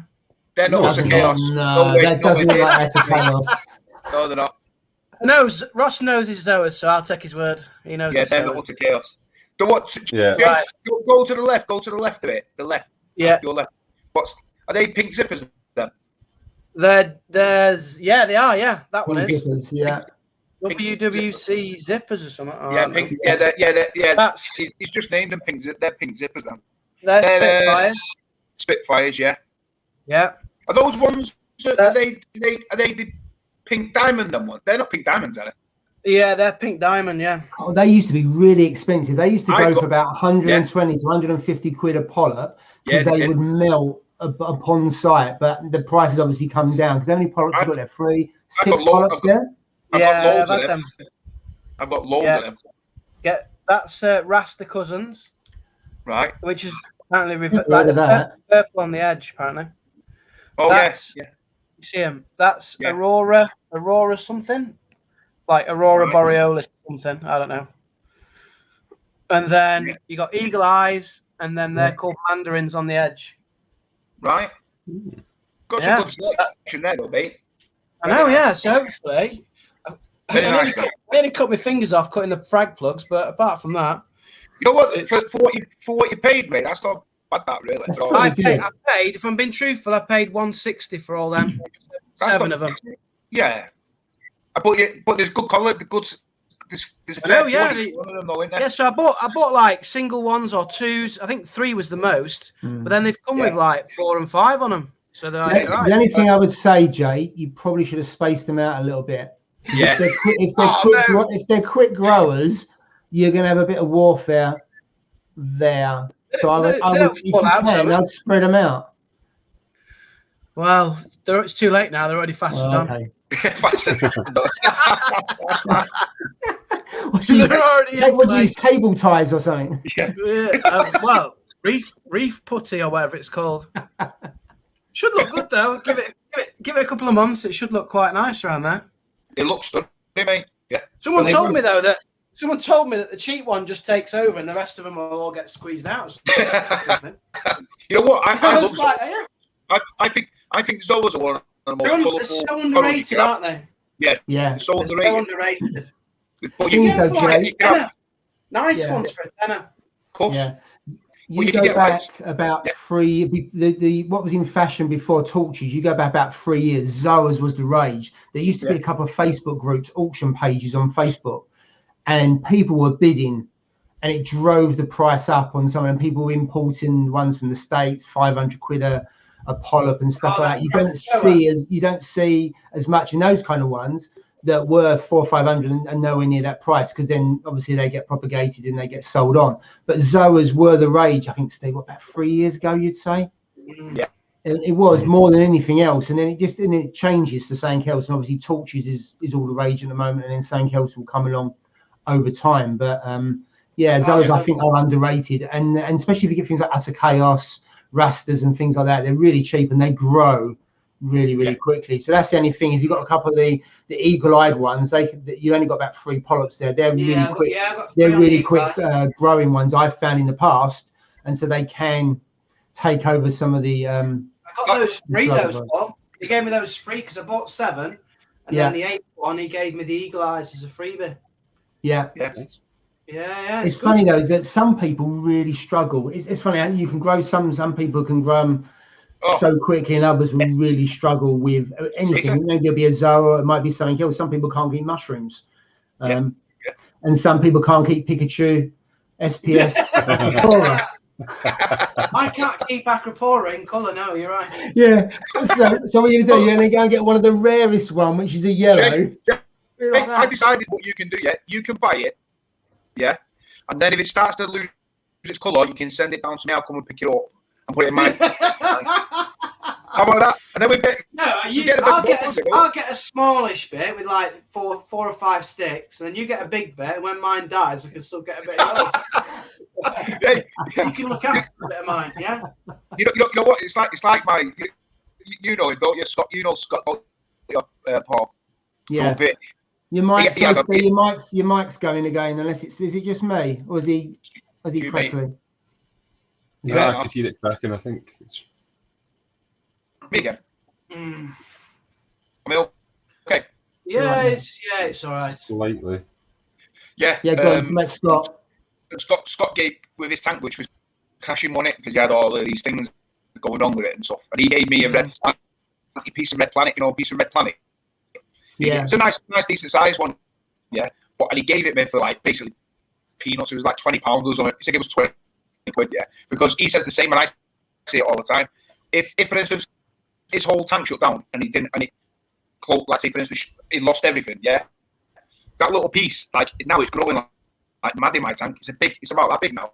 You know what I mean, for a type piece like that. Yeah. So for him, if he wants a piece, he comes and I'll just snap a piece off and I'll give it him.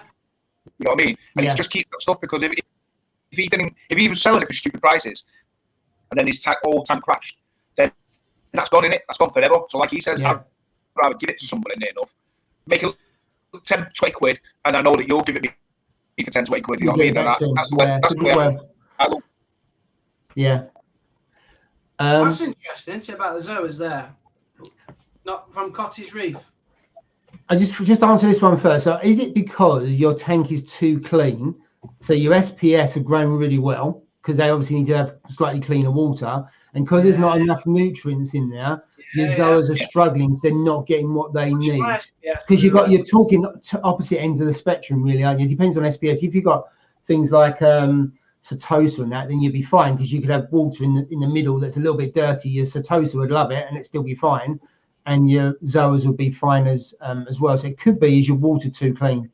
Fish no chips. That's just a Every time you say that, Steve, it makes me laugh. My SPS grows like weeds, and I'm like, what's he on about? It takes ages in my tank to grow an SPS. But it's just like Andy Max there. He's just put down the one below it with Acroporas or any SPS. They take months to settle in, mate. Literally months. Yeah.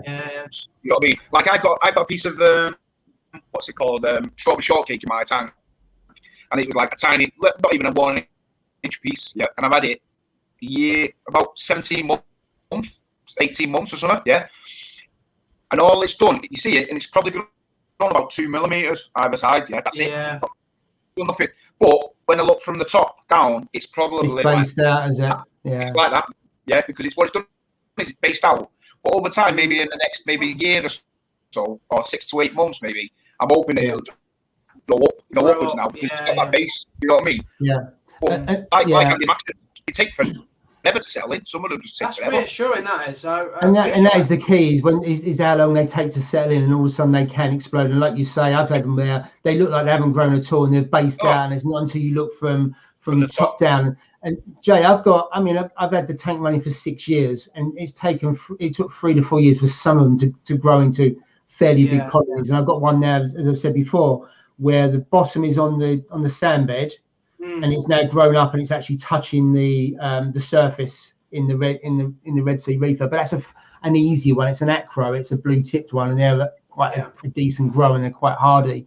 So you find the more harder ones can be harder to grow.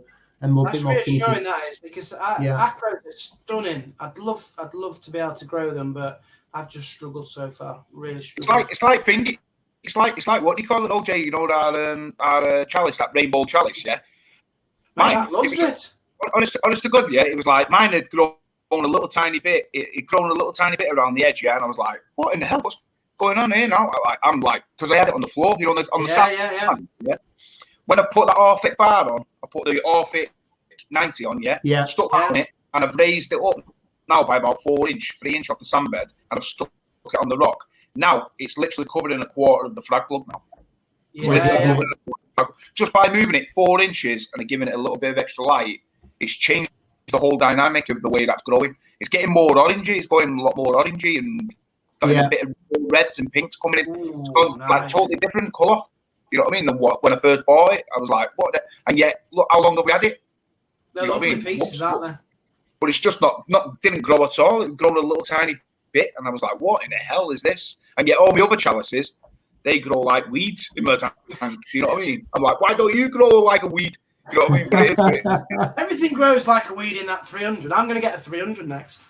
I think it's a good size. I think it's quite as we talked before about a sweet spot. And I think that kind of 300, 350 is good from the looking after. It's not too big, and you get a good amount of water that you don't get the fluctuations that you do in a smaller tank. So I think it's quite a decent size. 4 foot, and it's Dave, that one.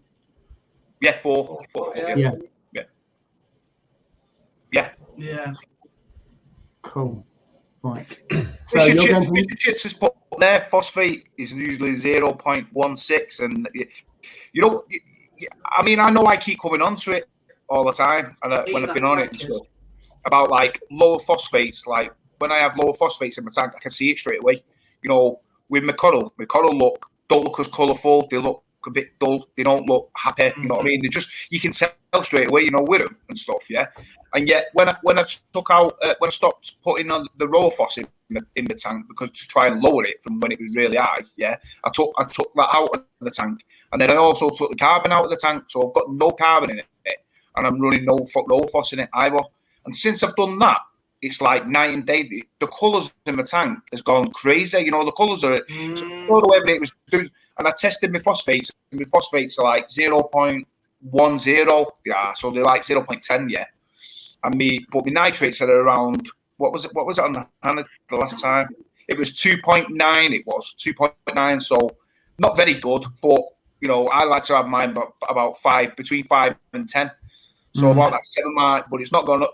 No matter what I do, no matter what I feed, it just doesn't seem to go up, you know what I mean? But but I'm just going to keep it like that, I'm going to keep it at 0.10, and I'm going to keep it, you know, the way it is, because it seems to be doing really well the way it's running, so there's no point in changing. My nitrates have gone to 5, which is the highest they've been. Yeah. Corals have never been as colourful. Never been as colourful. They'll love it because of what you've got. That's ideal. Yeah. 5 and 10 for LPS and that. Personally, I think that's a really good range to be on. If you're within that, they'll love that. Yeah, they love it. So the answer is yes, you can mount. So I sold Colin and sent an avatar chalice to him. So yeah, you can mount it on a plug. I would probably use a little bit of glue. If that doesn't work, just a little bit of putty on the frag plug, and then in the base of the middle. They don't. I find that chalices don't tend to like putty that much, but they're more the smaller ones. But you've probably had that at least 2 or 3 months now, so it's going to be nice and settled. So that's what I would do. And the frag plug will just disappear because it will grow and encrust around it. So hopefully that helps you, Colin. And yeah, every time you make a major change or fiddle the tank parameters, you reset the clock on acros. Oh no. Yeah. That's every week for you then, Jay. Your tanks, it's like Groundhog Day for you then, Jay. Hey, we'll come back to Jay in 10 years, and his 1 inch fraggle have grown to 1.5. Just change my food. That'll come back to day one again. Jesus. Right. What's going on? Julie's ringing the bell. Oh, no, wrong one. I'll tell you what, she's on the money every week. Wow, she's got good I think time. she must have went and bought a 2-hour egg timer and just set it there, just perfectly ready to go. Yeah. Let's reset the clock like my acros. Let's start again. 8 o'clock. Right, so it is time. So thank you very much. It's great to be back. Thank you for all those people that joined. Thank you very much for the comments as well. Some really good chat. Thanks, guys, for joining. It's the first time the 4 of us have been on, I think, for a long time, because at some point, all of us have not been around. So it's been a pleasure having the rest of the crew on. Thank you very much, gents, as always. Ask one request. Ross, can you film them fish tomorrow for me, please? I might do that, mate, and just send you a wee teasing clip of that one. One thing I'm not doing is bringing them down to you, that's for sure. Can't you bring them down? No, you can't. No. I could bring them down for the Kraken meet, but that might be the Kraken. I'll tell you about. We just put it in your hotel room for a bit and then let it swim around in that. They'll be sold out by then, Jay. Or if he's bought one, he loved it so much. Oh yeah, £25. Or what I could do is just buy one for myself, Jay. Oh, that would be genius. And this is what you could have had, Jay. Oh no, he's going to get told that they mow algae or something, so you'll definitely get one then. Right. Yeah, So anyway, on that note, I'm going to let those 2 fight up for the Dragnet, and then let the other 2 fight out for Mr. and Mrs. Pikachu, and see who wins in a typical Harry Hill. So have a great reefing weekend. Thank you much for joining, and we'll see you next week. And I'm not too sure whose channel we're on next week. I think we're going on Steve next week, are we? Yeah, we're going on yours. Yeah. Cool. Yeah. Brilliant. Right, guys, have a good one. See you next week. Good weekend, guys. Thank you. Thank you. Thanks for watching, guys.